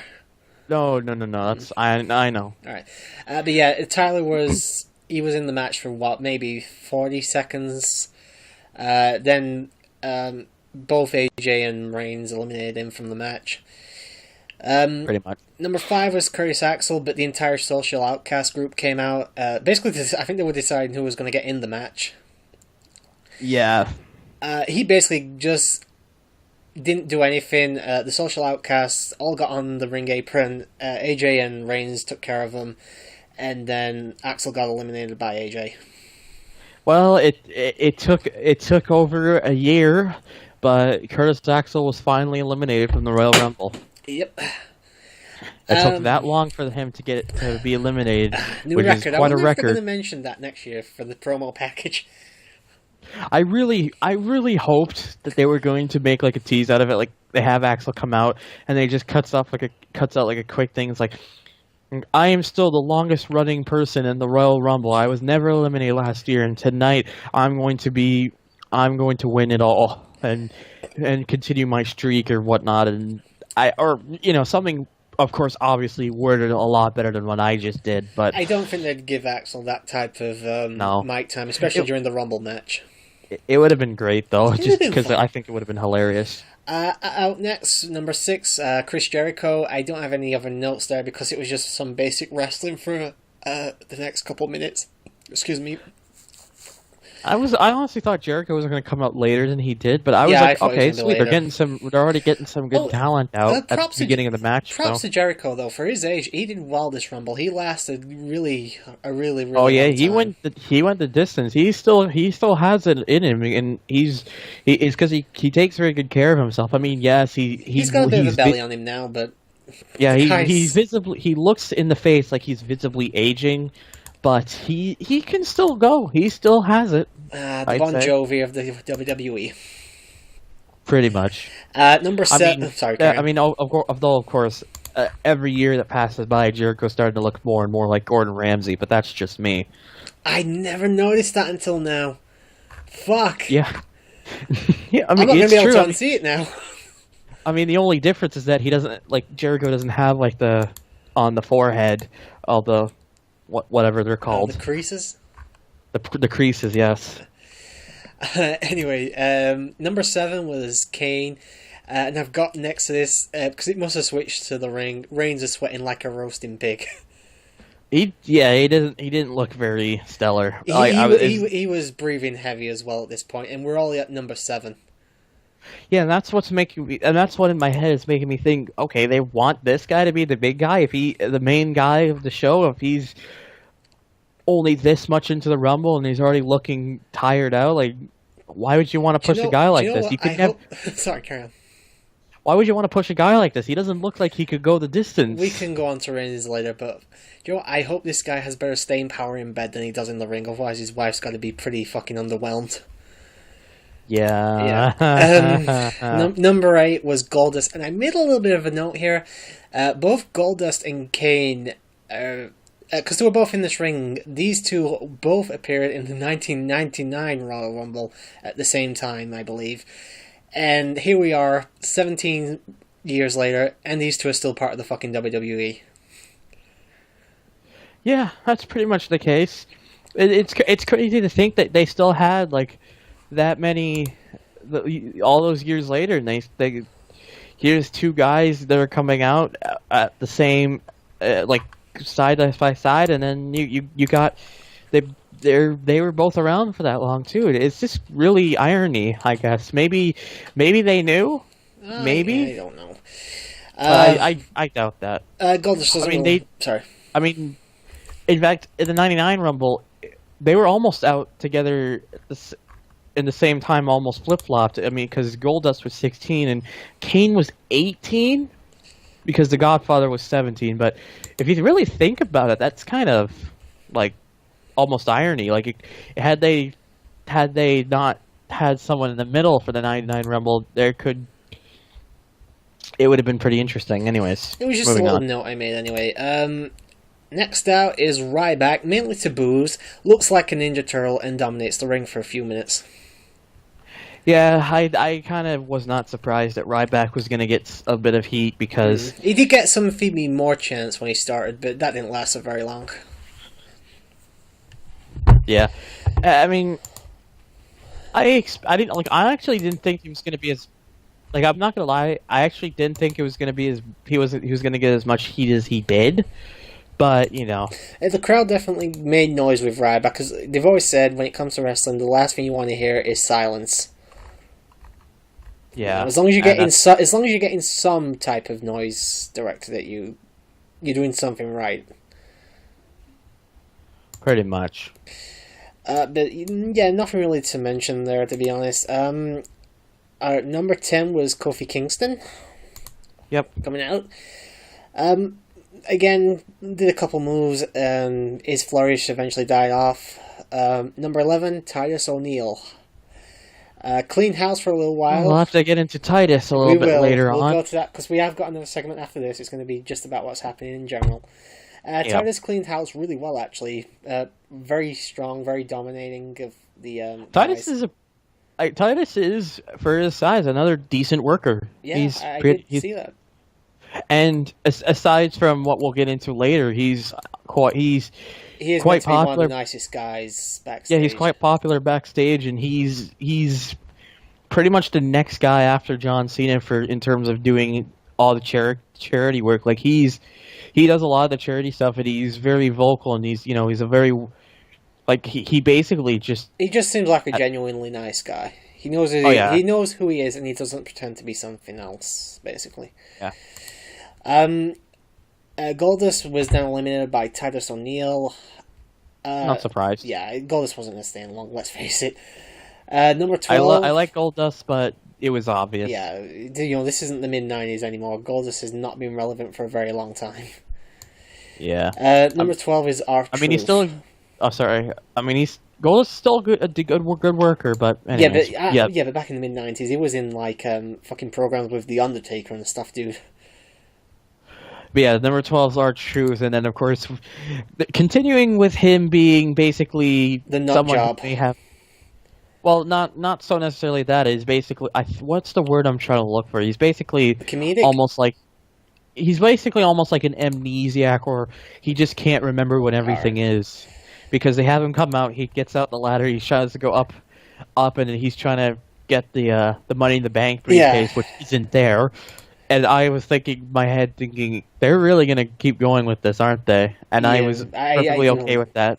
This is the first time I've seen this amnesiac side of Truth. Basically, that's why I've put in my notes here, Money in the Bank, what the fuck? Because I honestly had no idea what the fuck was going on. I just thought it was supposed to be a comedic moment. I didn't know it was like an over long story arc with Truth. Oh yeah, it was started to become of his character, and I think it started. What am I trying? I'm trying to remember when it started, but it's not a huge deal when it started, but it's something that's been going on a while. Then I take it. He came out to make a statement about being because he thought he was in this match, but then Kane mentions what are you doing out here? You're not even in the match. Oh, fair enough. I just thought it was meant to be a humorous segment, but I didn't realize it was something big. But while that's going on, Kofi was knocked to the outside, but basically landed on Big E, who basically paraded him around on his shoulders outside the ring for a couple minutes. Basically every Rumble, there's always that moment where he stays in it somehow. It used to be John Morrison that did that. Morrison did it a couple times, but once he left WWE... it became Kofi's spot during the Rumble to do the save spots. Yeah. This one was pretty tame, actually, compared to a lot of others, but I'm guessing they're running out of things to do by now. Yeah, there's only... that's what I'm guessing, too, because there's only so much you can do to the point where it's what else can you do? But next, number 13, Luke Harper. In my opinion... Wait. Nope, I am wrong, sorry. But while Luke Harper comes to the ring, the entire League of Nations come and attack Roman Reigns. And this is where the big moment of why comes in. Not yet, because that doesn't happen quite yet. Because while they're all attacking Reigns, number 14 comes out, who's Stardust. Yep. And then, while the League of Nations are still attacking, Rusev basically runs across the announce tables and splashes Roman through the Spanish announce table. But, no, that's not the moment I'm talking about. Here's the issue that you forgot to bring up that many people looked at. It's brought up even in Botchamania, and it's how did they miss this? If you're trying to attack Reigns, why didn't you try to send him over the top rope? Because it wouldn't work with their plan. It wouldn't work with their plan because, obviously they can't have something like that happen, obviously, because, oh no, we can't have this happen to Reigns. We can't have logic in wrestling. But you're fired! But seriously, anyone could easily look at it and think, this is not right. Why don't they just, everyone, there were so many people, because I wasn't watching this on my own. I was with a group of friends watching this because it's really the easiest way to watch it. And we all just kind of said, why didn't they just come into the ring and send him over the top rope? it's like they forgot the rules. In fact, here's the thing, yeah, and that this kind of goes into something. They've changed the rules to the Rumble so much over the years that it's kind of hard to remember what it is. Because it used to be that if you eliminated someone but they came back in the ring and eliminated you, it didn't count. And then they changed it to where it did count, and then they changed it back to where it didn't count. And it's just gotten to the point now where they pick and choose, where if you're sent out by someone that wasn't in the Rumble or has already been eliminated or it wasn't in the Rumble yet, and you're thrown over the top rope by them, it just depends on the year and if they've got a plan, whether they'll pick or choose to follow the rule or whether or not they'll technically be eliminated or not. Yeah. It's just one of those things you have to learn to live with wrestling, is that not always is everything going to make sense, and the rules are always going to be followed to the T. You just can't. Pretty much. But yeah, it was annoying, but to be honest, I haven't even made a note because quite honestly, I didn't care. I've gotten to that point now where things like that just don't bother me too much. But while that's happening, number 15, The Big Show arrives. And unfortunately, he eliminates Titus O'Neil. And unfortunately, he still announced he still has not made any plans to retire soon. And I should mention, I think during the ambush on rings, I think Kofi was eliminated around that point. It just wasn't really shown. He's the only one I don't actually remember writing down, in fact, because even Michael Cole, I think, says later on that so much action here. Kofi was eliminated, but with so much action, and that's where that's where it was starting to become a huge problem. It was like, okay, yeah, fine, you can at least show.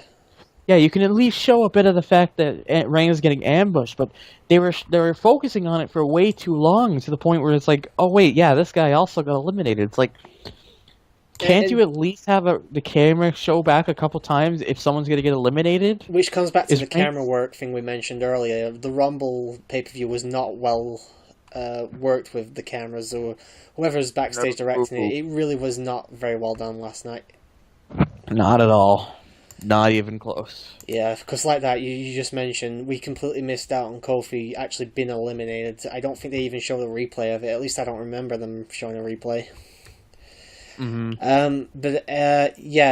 Reigns, and I'm going to go on this before I go to number 16. Reigns leaving like that was very badly booked. It was. Here's the thing, I don't care the fact that he got taken to the back. What bothers me is the fact that they showed him walking to the back. Now, you might think, oh, that's supposed to show how resilient and all that shit he is. Here's the thing, if he's well enough to walk to the back, he's well enough to get back in the ring. Yeah, and it honestly just made him look weaker. I mean, it's like, I can understand, like, in their ways, like, look at how strong he is, but he's going to the back, and he doesn't come until later on. It's really, like, if you're trying to make him... If you're trying to make him look like the strong guy of the Rumble, your company, yeah. Why basically take him backstage for most of the match for him to cool down? Yeah, he's basically going backstage to have a fucking sit down in a fucking bottle of water while everyone else is working their asses off in the ring. Yeah, it just makes him look as if he just can't wrestle for a long time until he's gassed out. Yeah. And here's the thing. I understand, like you say, I know what they were going for here, but they did it wrong. They should have had him leave on the stretcher to make it look bad, but because he walked out, it made him look fucking stupid. It just made him look like, oh, I can't be bothered to do this, I'll be back later type of thing. It was just fucking very badly executed, in my opinion, and I really didn't like it. But anyway, back into the actual match. Number 16, out comes Neville. Gets a pretty decent reception. Neville cleans house, and that was about it. To be honest, some nice high flying action, but that's all I can really say. Yeah, I guess I don't really have much else to add either. Number 17, I can't remember the guy's first name, but we had Strowman from the Wyatt family. Braun Strowman, is it? Braun Strowman, yes. Yeah, I thought it was. Strowman eliminates Kane, which... He was so sloppy in the ring during the Rumble. I'll give him this. He has... This is my first time actually seeing him. And yes, I know about the rumors for WrestleMania.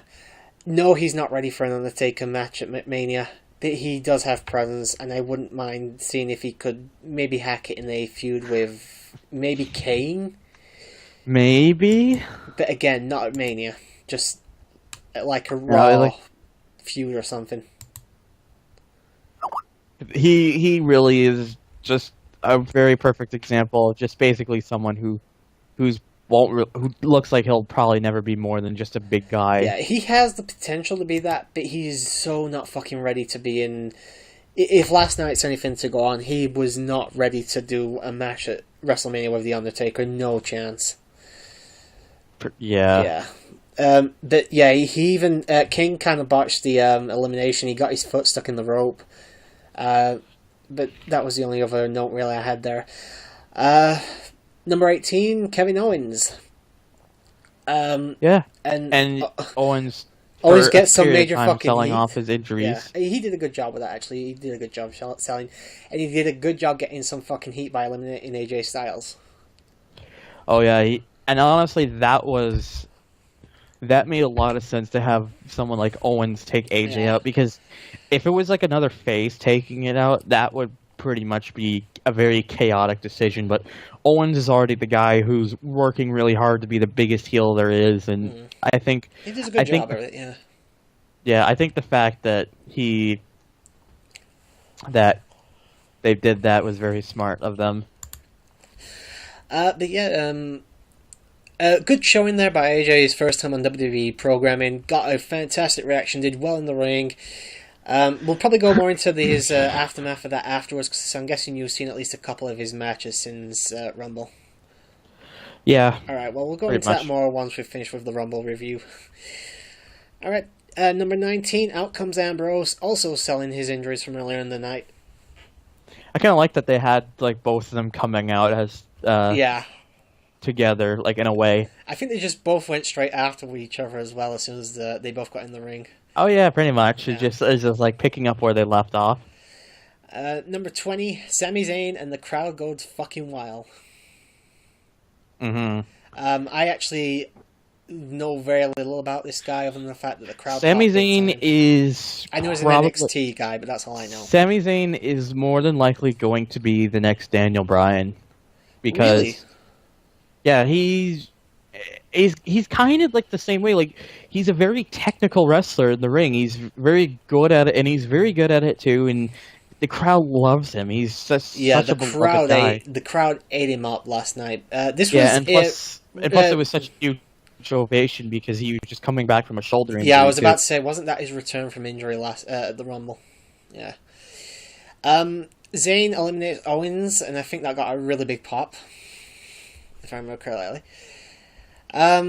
And the fans start chanting Sami or Sami Zayn. I can't remember what the actual chant was, but they did start chanting for him at that point. Number 21 was Eric Rowan of the Wyatt family. There we go. That's what I meant. Like, Rowan, in my opinion, is just the most of the Wyatt family. It's the most like just He fits well with the Wyatt family, but you could not give this guy a single run. Yeah, I know they tried it a couple of years ago, or maybe a year ago, I can't remember when. But this guy needs to be part of the Wyatt, otherwise he's got no purpose in the company. Nope. Rowan's just kind of like, if without them, what is he really, basically? To be honest, though, you could also say that to a slightly lesser extent with Harper as well, though. Yeah, you can. But anyway, Neville was eliminated by Harper. Not surprised. And then Stardust went out by Harper as well, or I should say, it was more of a combination of both Rowan and Harper, but Harper was the one that got the actual elimination. Yeah, they did a good job, the Wyatts, of working together in the Rumble while they were all there. Yeah, I do. I really liked that they were working something with that. Yeah, I actually have quite a few notes for this next part here. Number 22, out comes Mark Henry. Strowman slams Henry, and it looked fucking amazing. That is one thing I will give Strowman, is he did put on he really well. he can do a good body slam. Henry was eliminated by, I think, all of the Wyatts, actually. And the Wyatt family took control of the ring. And sadly, Sami Zayn got thrown out by Strowman. Yeah. So sadly, he didn't have a long run in the Rumble. If he's No, they didn't. Number 23. That's where it felt. That's where to me it felt like, what was the point of bringing him in? You know, if for him and having him win the match alongside Swagger, which we'll get to in a bit. Number 23, Brock Lesnar, and the crowd fucking shit themselves. I honestly thought they were going to make Lesnar like 29 or 30. I really thought they were. I thought it was going to be 27 because they'd make a note of like 27, the most Rumble winners come from that number, and I thought Lesnar would come out to that. I didn't think he'd win. I knew it was going to be Triple H, but you know, I thought I was going to make a big deal of that. Ooh, well, there's a spoiler. Oh please! Everyone watching this should at least have seen the fucking pay-per-view by now. It's been like, it's been a few weeks. Plus, now. It's been 3 weeks since the pay-per-view. We're late on this. Yeah. Shut up. Hey, we only decided to do this last night. I think we've done well to get this together as well as we have. No, I'm not talking about not telling you. No, I'm talking to anyone watching and judging us. Oh, okay. Let's move on. Anyway, the crowd erupts with Suplex City chants. Rowan is eliminated by Lesnar. Number 24 out comes Swagger and gets an instant F5. Which and I actually found pretty much humorous. eliminates him. Swagger out by Lesnar, and Lesnar is only in the fucking ring right now.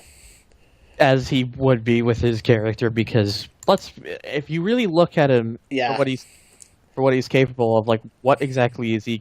What exactly can? Here's a guy that's legitimately scary. Yeah, he's legitimately scary because he is that kind of person who could legitimately give you a beating worse than you would ever expect. Exactly. Number 25. Didn't even know this guy was still wrestling. The Miz. Goes to the fucking announce table and makes some stupid remark about Suplex City being owned by Disneyland or something like that. It was groan worthy. I will say this. What? I will give the Miz the fact that he is a charismatic person on the mic and whatnot, but I can't fucking stand him. The guy should never have gone beyond mid-Carter. No, that push they were getting him in 2011 was 2011 painful. Was it? Yeah, it was 2000. It started in 2000 at the later end of 2010 and went into. Yeah, you're right. It was WrestleMania 27. Fucking hell, that main event was terrible. Oh god, we have to rant about that someday. It's like a special thing. Yeah, we'll go off on that another time. During this, because Miz goes over to the announce table and basically starts talking with the announcers for a little while. Harper gets eliminated by Lesnar. Out next, number 26 is Alberto Del Boring again. While that's happening, Strowman was thrown out by Lesnar. I think that actually got a bit of a pop, if I remember. Somewhat. Yeah. Number 27, Bray Wyatt. While all the by this point, the entire Wyatt family was eliminated. I should mention, I had a friend of mine who was with us. He was putting all of his, well, not literally, but he putting all of his support on Wyatt. He wanted Wyatt to win the whole thing. I was sitting there in my head thinking, I don't think that's going to happen. Here's the thing, when it comes to the Rumble, I generally go with who I want to win and who I think is going to win. I wanted Kevin Owens to win, but I knew he wasn't going to win. To be honest, because obviously I haven't really been paying attention, my only one I really wanted to win who was in this match was Ambrose. But I knew who was going to win. In fact, I won £5 because I knew who was going to win. Oh, you got £5? Like, you actually made a bet on it? Yeah, I made a legit bet on it. Well done. It was obvious to me who was going to win, but yeah, Bray Wyatt comes in, but the Wyatts have all been eliminated, but him at this point, I should point out. The entire Wyatt family comes back in, though, and pretty much quadruple teams Lesnar. Yeah. Who just fight him off for a little while, but yeah. Like, that honestly surprised me. Like, I personally was not expecting that to happen. I like it because it's something different for Lesnar at this point. Yeah, I feel the same way. It's something different. As long as it's Bray he takes on and not just Strowman. Yeah, because it felt like, okay, well, here's something that's a little bit different. I'm cool with this because it's like how many times can you really try to push like Lesnar as the man who's so dominant that he's always gonna have to be in the main event? Like, Yeah. oh yeah, okay, cool. You know, he's really good for what he is, but at the same time, it's like we. It just feels like you won't really be going much of anywhere if he's always at that area, like, because there's only so much you can do with him until people are like, okay, let's see something else now. Lesnar is thrown out by the Wyatts. I do want to point out here that Bray was not one of the Wyatts that eliminated Lesnar. It was already the 3 Wyatts that were eliminated, so I guess that means that anyone can throw anyone out of the Rumble now. Yeah, which brings us back to what we were talking about earlier with the rules.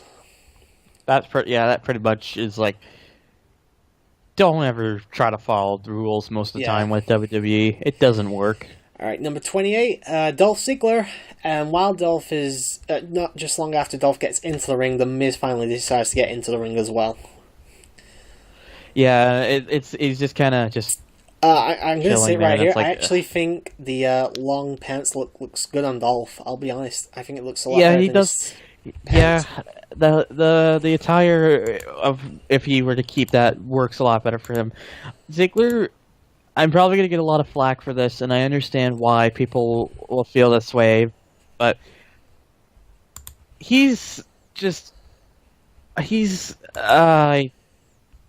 for some reason, I just never felt the same way about him. What do you mean? Like, you like him? You don't like him? Like, people love him. I love Dolph Ziggler, really, but I get not everyone would like him. Like, I will fully admit he's exceptionally talented, and he's all right on the mic, but I don't know. The guy has. I know what you're saying. I just feel like there's this one thing missing about him. He has no character. Yeah. That's the problem with him. That's always been his problem. When he first came in, he was the good-looking young guy and stuff, and that's fine. You can work with that for a while, but nothing has really changed about his character since he first joined. Yeah.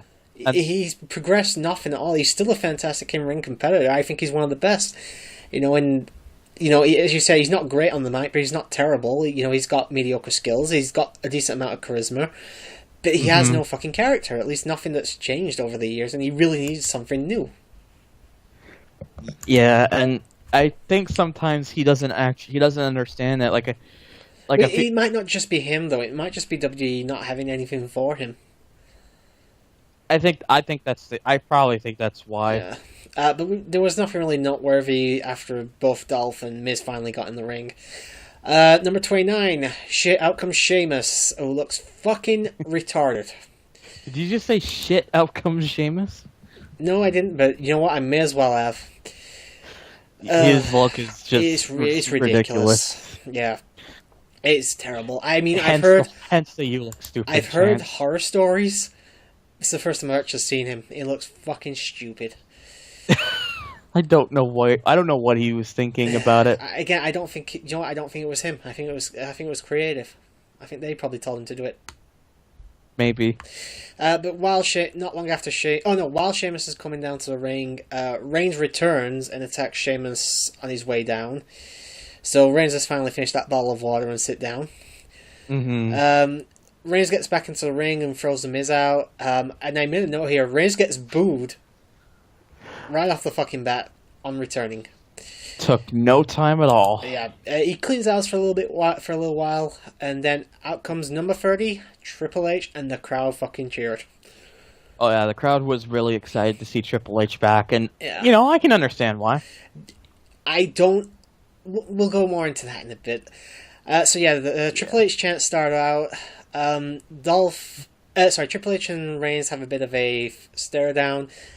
Triple H pedigrees Dolph and Reigns Superman. Oh, sorry, spears Bray. Almost.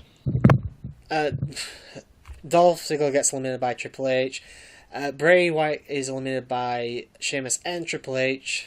Y2J gets eliminated by Ambrose. Great job there by Y2J, by the way. He was in that match for quite a while. Oh yeah, he was pretty much the Iron Man of the match. They might try and play that it was Reigns that was in that match. He wasn't even in half that fucking match. No. He was in, like, I don't know, 20%. no, Maybe more less than than a that, third. more than that, but he definitely wasn't in that long. They'll try to play it off. He was number one and lasted a long time. Not really. He was in the fucking back for the better part of the match. Yeah. But yeah, Jericho eliminated by Ambrose. Reigns eliminates Sheamus. Which I expected. Yeah, I don't think anyone was expecting that. But something a lot of people probably was not expecting was Reigns was not the last person eliminated, but Triple H did eliminate him. But the crowd went fucking over. We're fucking erupting in happiness at that point. Oh, they were ecstatic. Yeah. Like, I honestly thought they were going to make it come down to Reigns and Triple H. Like, I was thinking we had... Yeah, I thought it was going to be that. It just feels so obvious, but no. They decided to surprise everyone. Yep, because the final two of the match were Ambrose and Triple H. And that was something I liked, because you obviously knew what was kind of really going to happen, but it gave you that impression that... Alright, maybe we're not going to go this way. Maybe they'll give it to Ambrose, you never know. Yeah, and they could make him like from what it sounds like they've been doing for the World Heavyweight Champion. Yeah, for what it sounds like they've been doing for the last few weeks with Ambrose, putting a lot of emphasis on him, they seem to be pushing that guy really well. So let's see what happens there. But yeah, the crowd are fucking on their feet at this point. Now that Reigns is out, I think they know. All right, we've definitely got a new champion. Ambrose, I think, was one of the very few where it could have maybe gone both ways. Mm-hmm. You know, if it had been anyone else but Triple H, I might have been, oh shit, they might actually go with Ambrose here, but because Triple H was still in the match, I knew who he was going to win, sadly. Yeah. But yeah, I'm going to be honest here. Yeah, Ambrose was eliminated by Triple H, but the actual elimination I thought was pretty poor. It could have been a little better how they did it. I didn't necessarily think it was too poor, but, you know, I think they could have done a better job. Different opinions, nothing wrong with that, dude. It was just the whole Triple H just basically backdrops Ambrose out of the ring. Honestly, I think I would have preferred him to pull down for Ambrose to run towards the rope and Triple H pull the ropes down. Yeah, I think that would have worked better. It didn't look like an actual botch, but it didn't look smooth, I guess I could say, was the elimination. Mm-hmm. But yeah, Triple H, 2-time Rumble winner, 14-time World Champion, 9-time WWE Champion, just to be technical about it. As someone who took to Triple H when he first got into wrestling years ago, and was my first favourite, I have very little issues with this. My only issue is... I have little issues with it either. Yeah. Except for one thing. What? It feels like 2000 all over again. Here's the thing, though. With Triple H, though, I think he's one of the guys that can still go pretty well in the ring. Careful now. Not everyone on the internet particularly likes him as in-ring ability. You know, he's never been a fucking high flyer or anything, but technical wise, he's like a 70s and 80s wrestler brought into the modern age. Triple H, you know, he does the whole mat wrestling. He makes rest spots look interesting, I guess you could say. And honestly, that's similar to how I feel. Like, I feel he gets a lot of crap.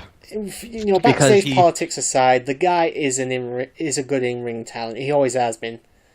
Yes, I feel the same way, because it's like, excuse me, it's like he didn't just get to where he was because he married the boss's daughter. Yeah. He got to where he was because he legitimately has a lot of selling value to him. He's not just, okay, also there's this guy who got to where he was because he's married to Stephanie McMahon. The guy was already working his way up the card, and the guy had already been a multi-time champion by the time he was even dating Stephanie McMahon. Yeah, and by the time he was married to Stephanie, he was already a multi-time champion. Even before he started dating Stephanie, he was already like a 3-time champion. Yeah, he was, because he won the first one in SummerSlam 99. He didn't start dating her until later on. No, not SummerSlam 99. It was the Raw after SummerSlam 99. Raw afterwards, alright, call it whatever. But yeah, one night after SummerSlam, then 99, he started dating Stephanie. He lost the title I'm trying to remember who it was to. He lost the title to Vince McMahon on SmackDown. He got it back. Which was weird. It makes sense in a way for the story that was going at the time. He won it back at Unforgiven in that 6-pack challenge. Lost it at Survivor Series to Big Show, and then got it back on Raw a few weeks later on Raw against Big Show. And he was still technically with China at the time, but he was now obviously dating Stephanie on the side, and that's pretty much who he ended up with. It was when it was brought on screen was Armageddon in 1999. Yeah, that but Stephanie I'm was talking with, actually dating like they were her working in real life. Yeah. Yeah, that's about the time they sort of started tentatively dating. Yeah, he was already he was not only already he already was a multi-time champion and was already working his way up the card even without Stephanie. He was, in my personal opinion, in 2000 probably the best wrestler on the roster. He had the best match of the 2000s.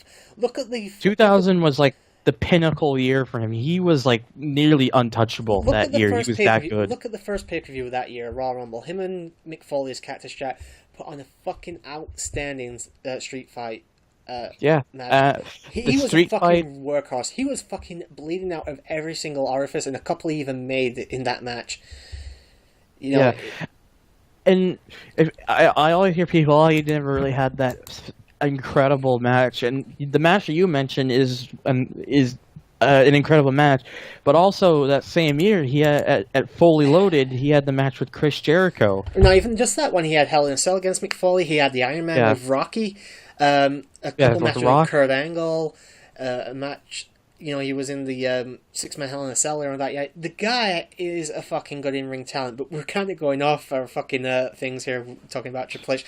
At the end of the day, I think to both of us, neither of us minded Triple H winning this, and it made sense. Yeah, but I don't know. Okay, I'll admit that the 2002 to 2005 period was just kind of a bit of lazy writing and just more of the case of he kind of really seemed like the only guy who had some kind of going power. But we can do like a Triple H episode or something at another time. But yeah, I was happy with the outcome of the match. I thought Reigns was badly booked, and not just because the crowd was booing him, but just how the whole leaving thing happened, where he went and had a rest backstage. But apart from that, I felt this was a pretty stellar Rumble, to be honest.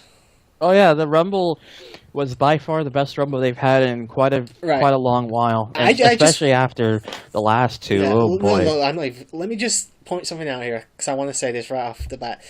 Look at the last couple of Rumbles. Right, go back to 2010. Edge won the Rumble. The crowd was really happy because he just made his return and all that. And people were happy. Next year, Del Rio won it. Nobody gave a fuck. 2012, Sheamus won. Very few people gave a fuck.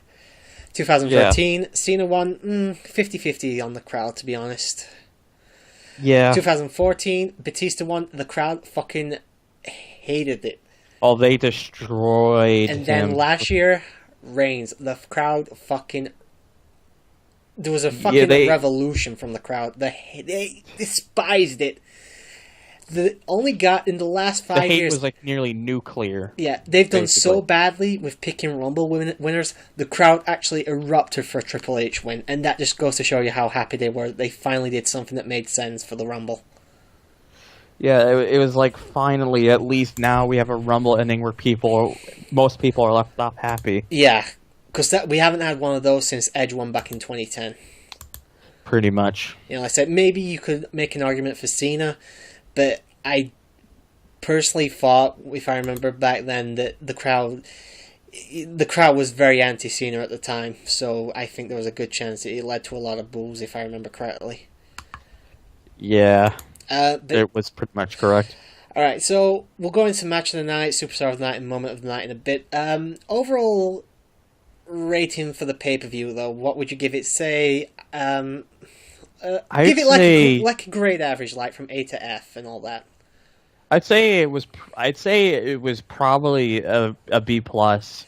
I was gonna say 8 out of 10, but I guess since you're going with grade, I'd say B plus for me. Yeah, 8 out of 10, B plus, whatever. I will.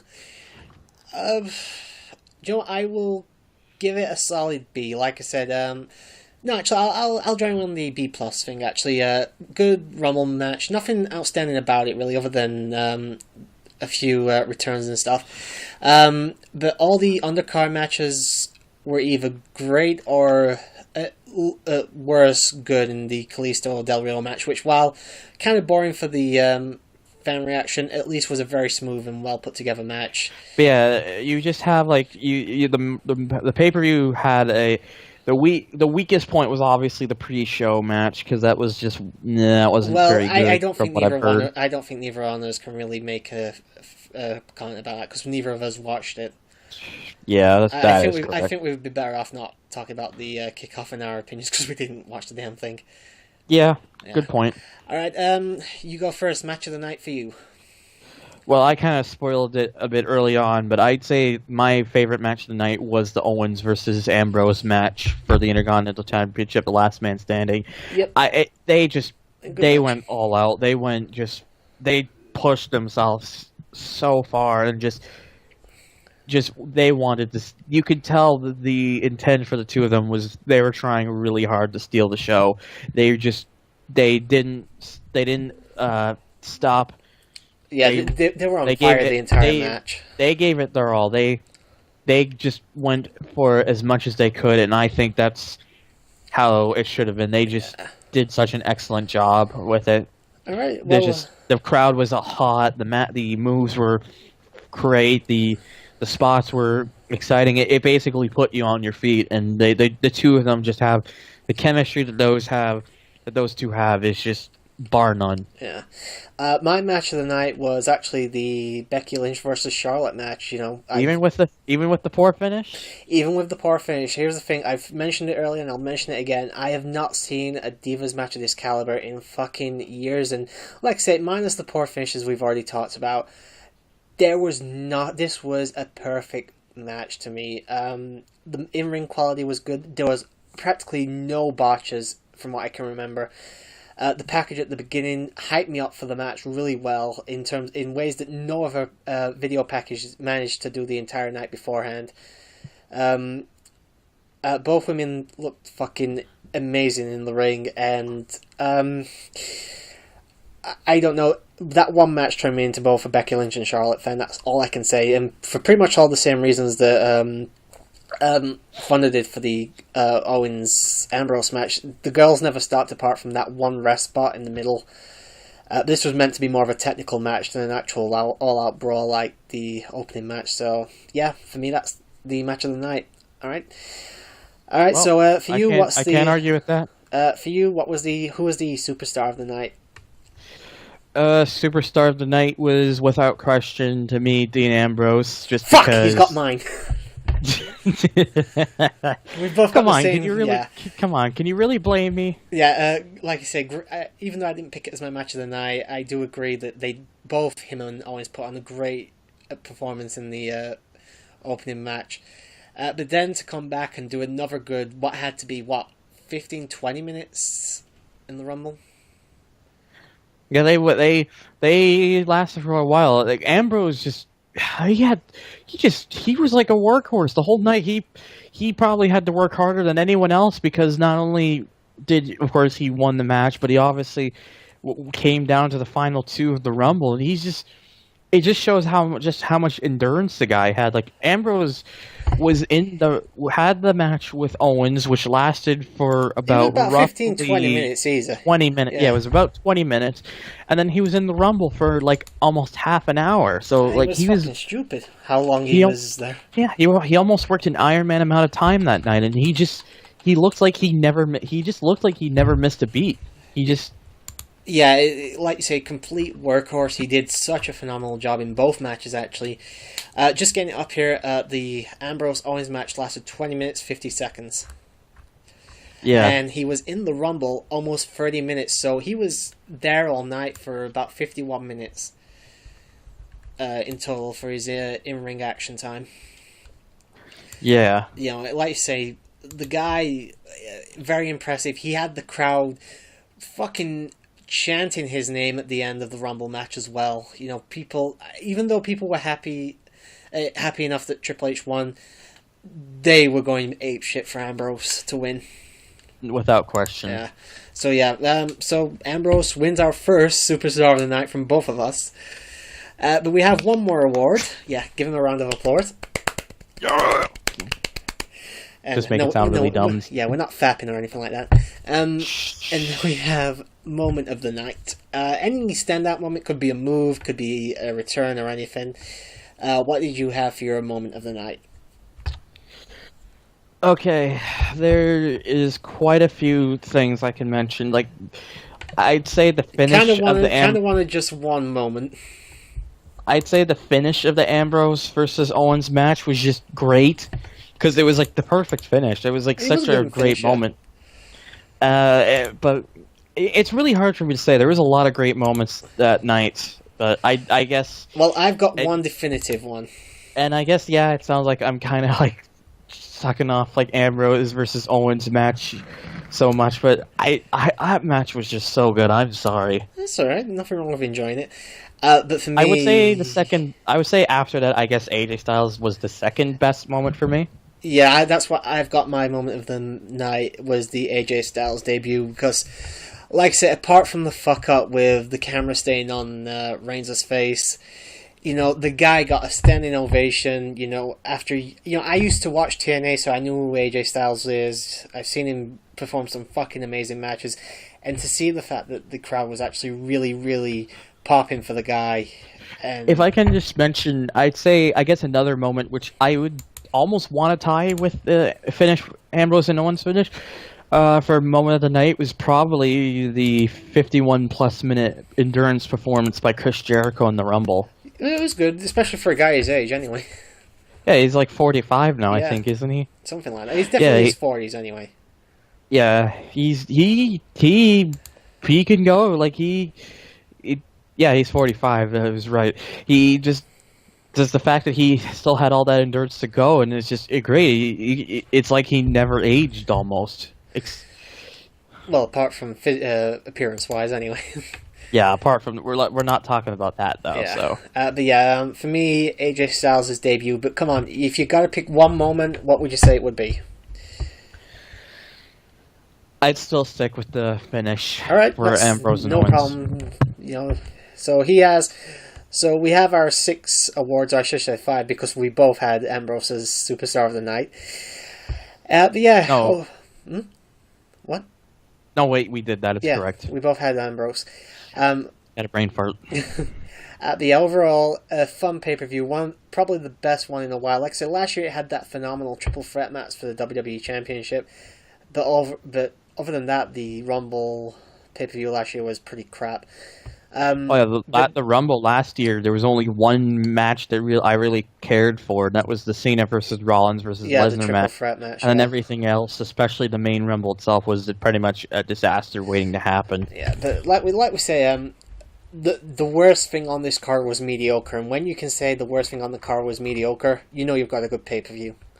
Yeah. Yeah, like I said, we didn't watch the kickoff, but we're here for the pay-per-view, really. So They did a really good job with the pay-per-views. I don't have too much to complain about. Yeah.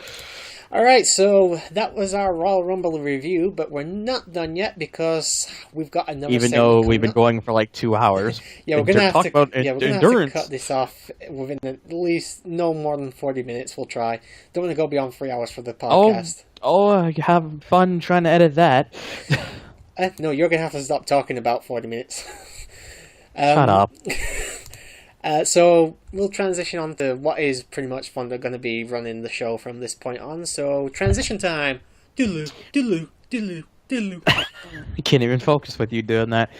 All right, so Chris, the big news that's kind of been going around today, well, not just today, but has also been kind of going around for the last couple of days, is the sudden suspension of Titus O'Neil after another thing, which I guess I'll mention that now, but the biggest thing that shocked everyone past Monday night was Daniel Bryan announcing his retirement from professional wrestling. Yeah, I was kind of hoping that this was going to be an angle until the actual thing itself happened in the ring. Yeah, I was thinking the same. Like, a lot of me thought that a lot of me felt that it felt so sudden. It just seemed like something that wasn't really gonna actually happen. But Yeah. when he goes into it, you realize that, oh god, this is more serious than we actually thought, because he had so many concussions and he was pushing so much. Like, yeah, I can keep going. I can keep doing this. I cannot stop now. And then he finds out that the concussions are worse than he actually expected them to, and for the sake of his own health, he got to the point where it's like, okay, I better actually pull out before I eventually start having serious physical issues and potentially putting my life on the line. I'm going to be honest here, and this may make me a little bit unpopular because I'm saying this. I honestly, obviously before this, I honestly thought the WWE just were not letting him come back because they knew that if Bryan came back, he was going to be cheered so fucking badly that any headway they'd made with Reigns would be dead. Oh yeah, there's no lying about that. That's definitely, it's anyone would definitely be able to say that there'd be no question that had he not retired and had he actually was finally given the green light to come back, all of Reigns' momentum that they're trying to push with him would just completely derail. Yeah, it would completely derail. He's already been derailed anyway. But I thought that was why they weren't bringing him back. You know, they were trying to make excuses and stuff. And I'm going to be honest here, a tiny part of me still believes this, and Bryan's just had enough of waiting around. You know, I suppose we'll see in upcoming months, because let's say in a year's time, if he's wrestling like fucking Ring of Honor or something, we'll know that this might have been the truth. But obviously, if he's retired, I'm completely wrong. But yeah, I personally don't think he's going to wrestle again, because he doesn't look like the kind of guy who would just make all of that happen and then just suddenly go against his word. I think he's probably done for good. Yeah, so we'll see in like a year's time, see if he's done anything else since leaving, because if he hasn't, then obviously I was completely incorrect. But honestly, that was my thought for a while. Yeah. And then basically at the end of the segment, everyone was coming out, all like the entire locker room, including Vince, Stephanie, and Triple H, were all saluting him and applauding. Breaking kayfabe, you know, he's okay for stuff like this. Kayfabe is dead. Sorry. Yeah, but he works for stuff. I know you're only making a joke, but it does generally work when you're just trying to, you know, celebrate someone retiring and stuff. It's a very respectful way to send someone off. And so they're coming back, and then of course it's cutting to, you know, everyone starting to slowly come into the locker room, which would, at that point, the taping would go off the air.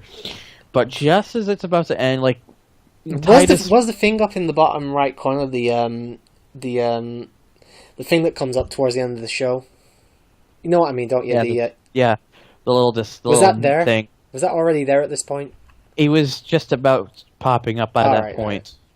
Like, Titus O'Neil grabs onto Vince playfully, just kind of having fun with him, and Vince just pushes. Vince, I guess, took offense to that because maybe either he took offense to it, or he's just playfully pushing back or something. I think he took offense to it because he felt like it was not the right time, and so it pushed back, and then it went to black. Then it faded to black, and then when Titus was coming to the SmackDown tapings the next night, he was told that he was suspended, that he should go home, and it was considered that he was suspended 90 days, although it's uncertain if it was actually 90 days. Some say it was actually 60 days. I think it's been announced that it's actually 60 days. I'm not sure. But yeah, like, if it was 90 days, like, Titus would have missed WrestleMania. For a fucking hug for 90 days, it's a bit... Here's the thing. Alright, give the guy a stern talking to backstage. There's no fucking reason to suspend him. Yeah. I am the same way. It's like, I felt like they went a little over the top with suspending him like that. Yeah. It was like... It's like, why would you go this whole way to do that? That just doesn't make a lot of sense to me. Well, like I said, fair enough. I do kind of agree. There's a time and a place, and it wasn't the right time or place for him to be. No, it wasn't the right time or place. Yeah, I'm sure it was. As you say, it was playful. It wasn't malicious or anything. So I'm not thinking about that. Obviously, it wasn't the right time, but it also wasn't meant in nastiness or anything like that. No, he was just trying to have a bit of Yeah, fun, and I guess maybe probably lighten the mood. he probably got kind of caught up in the moment Yeah. and didn't, and it kind of escaped his mind about maybe this isn't Yeah. Oh crap! I'm the bugging right my time. boss. Yeah. So, but I think they went overboard with Oh, it. absolutely, no question about it. There was, as I said, give the guy a talking to backstage. Maybe tell him no more of that when we're doing shit like that, like a Yeah. retirement angle or whatever. And then just drop the entire thing and forget about it. Because let's put it this way: if nobody had brought up the suspension thing, people would have forgotten about this by now. Yeah. It's just they overreacted to it, and that's kind of now stuck in the situation it is. Apparently, It's it was meant to send a message to the entire roster. At least that's another rumor I've heard, is that WWE are using it to send a message, I think, to the rest of the locker room or something like that. they're trying to take things a little more seriously, and Yeah. I suppose I can see why, but even still, like, if it was all serious and no, like, having at least a little bit of fun, I feel like people would just kind of... The locker room would be so much more just dwindled and just more kind of saddened out. Yeah, like I say, it's just one of those things where they way overreacted. Mm-hmm. But to be honest, that's really all I've got to say about that. On Daniel retiring, I liked his in-ring stuff. I was never a huge Daniel Bryan fan, I'm going to be perfectly honest here. But, pretty sad to see him go. Yeah. Happiness that he got his WrestleMania moment when he won the title there. But, yeah, sucks to see him go, but for me this wasn't like a killer or anything like that. I've never been the biggest fan of the guy. And again, nothing to do with his in-ring stuff. I just never been a fan of his character, for lack of a better word. Yeah. So then there's also Bret Hart, who not too long ago had announced that he actually had prostate cancer. I do remember, yeah. He just recently had surgery, and the surgery went well, and he's on the road to recovery. He posted on his Instagram or whatever about that it says here, surgery's over and on the long road to recovery. I want to thank Dr. Hinman and the nursing staff at Rocky View Hospital for an outstanding job. I also want to thank my family, friends, and fans for all your love and support. Things are looking up, and I should be home in the next couple of days. In the words of Vince McMahon, it's onwards and upwards. So it's still unfortunate that he was diagnosed with it, but it looks like he's doing pretty well with it. He's at least taking it seriously, and he's not trying to rush nothing, and so I think he's taking a very smart approach with this. Yeah, like I say, regardless of whether you think the guy is a bit of a whinger or not, you never want to wish something like prostate cancer or anything like that on the person. No. Hope he gets better and all that. I really do so hope too. There was also recently Riddick Moss from NXT was just injured Thursday night in Jacksonville, Florida, and the incident being when he took a suplex and that ended up landing on his head. Ooh. And immediately went unconscious, and the match was pretty much stopped. So it was a pretty serious injury. It was a pretty serious moment. But pretty fucking gruesome moment as well, by the sounds of it. Yeah, he said it was okay. Like he said, like he didn't respond for over a minute, but with assistance of paramedics was able to walk backstage, and good, hopefully it's nothing too serious, because it just sounded really ugly. Yeah. And there are reports that Braun Strowman may potentially receive a major push. Yep, I remember hearing about that. And that he may be the guy who goes to face The Undertaker, which I honestly kind of hope not. No, like I said, no issue with him getting a push. Like I said, maybe, give him a feud on Raw with Kane. Do not give him Undertaker at WrestleMania. Do not waste the WrestleMania Taker match with Roman. Yeah, especially because of the fact that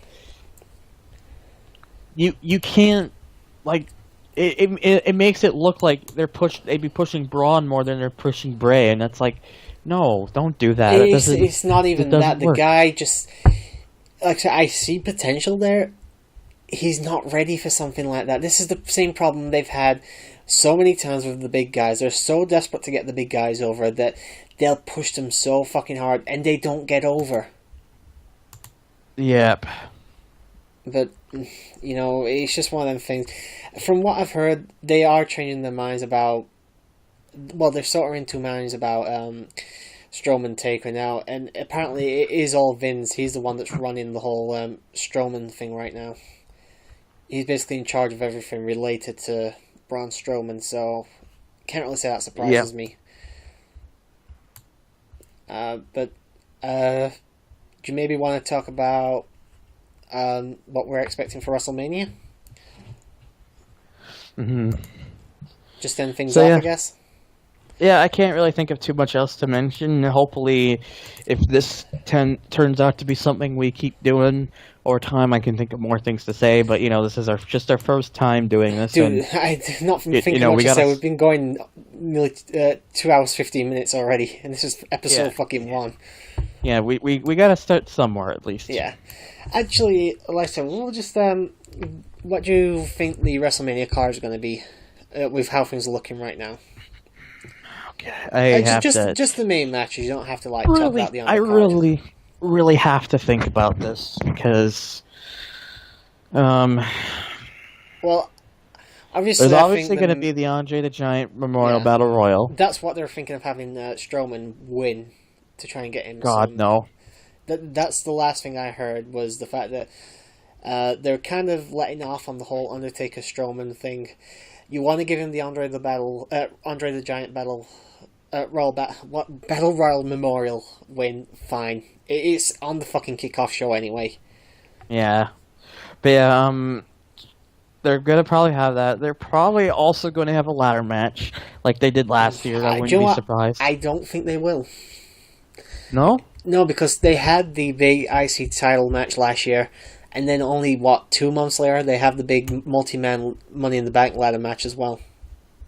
I mean, I see where you're coming from, but honestly, I think to have at least some kind of ladder match would bring some kind of excitement. So here's the thing, I actually didn't... We'll see. We'll see, though. I didn't care for that ladder match either. I didn't particularly think it was all that good. Like I said, though, we'll see where it goes. Obviously, I think the big one is that everyone's expecting the main event to be Triple H versus Reigns.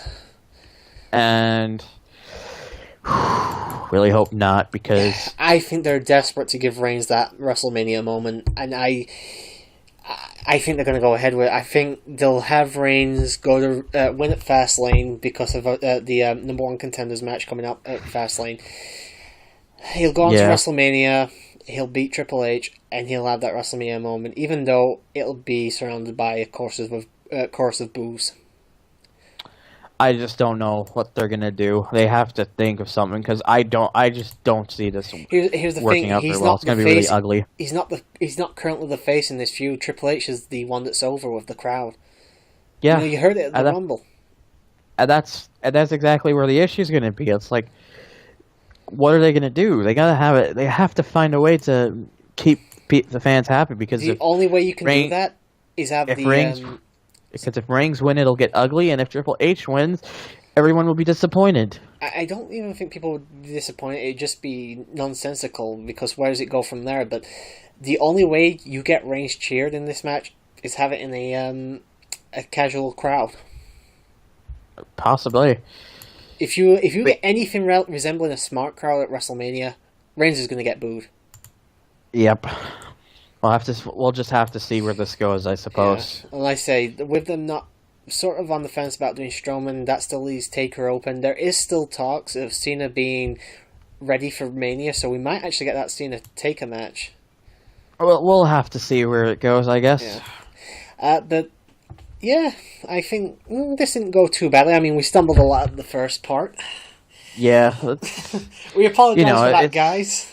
We've had one day to prepare for this. Yeah, it just kind of happened. Yeah, literally, I brought this up to Thunder about 30 hours ago, do you still want to do this thing? And then I had to watch the entire Rumble last night and make notes, and we were supposed to do this early on in the day, but... we barely slept. Yeah, we were supposed to do this early on in the day, but things happened, so we couldn't do it then, and it was literally... Thunder was online a little bit earlier. I'm like, do you want to do this today? Because we were going to do it a couple days later. It's just fucking all over the place. Yeah. Now I've got to edit this fucker together in a short amount of time. Oh boy, to have get fun it with uploaded. that. It's not going to be too bad. Like I said, I haven't really got any editing around to do, so I just need to like input some fucking background music or something. Okay. Okay. Also, I need to find the Rumble poster, but that won't take me long. So next time we next time we do the press circle to pin, I keep forgetting the fucking name. The Press Circle to Win podcast. It will You're be the one who came up with the name. I know, fucking hell. Yeah, the next time we do this will be, I'm guessing, a couple of days after Fastlane, which is actually when? When is Fastlane this year? Fastlane will, in fact, be, once I can remember off the top of my head, it is going to be next Sunday from now. Which will be, the 21st. Yeah, we'll probably, obviously we won't get it done very quickly because I'm not going to be watching it live. I'll watch it like a couple days afterwards. So hopefully, I want to say we'll have an episode done within a week of the pay-per-view instead of 3 weeks like this one. Yeah. Yeah, basically we've agreed that we're going to do 3 shows. We're going to do this, Fastlane, and then WrestleMania. If we still want to do it after that, we'll carry on, obviously, but if we just don't feel it's working, we'll just quit it there with 3 episodes.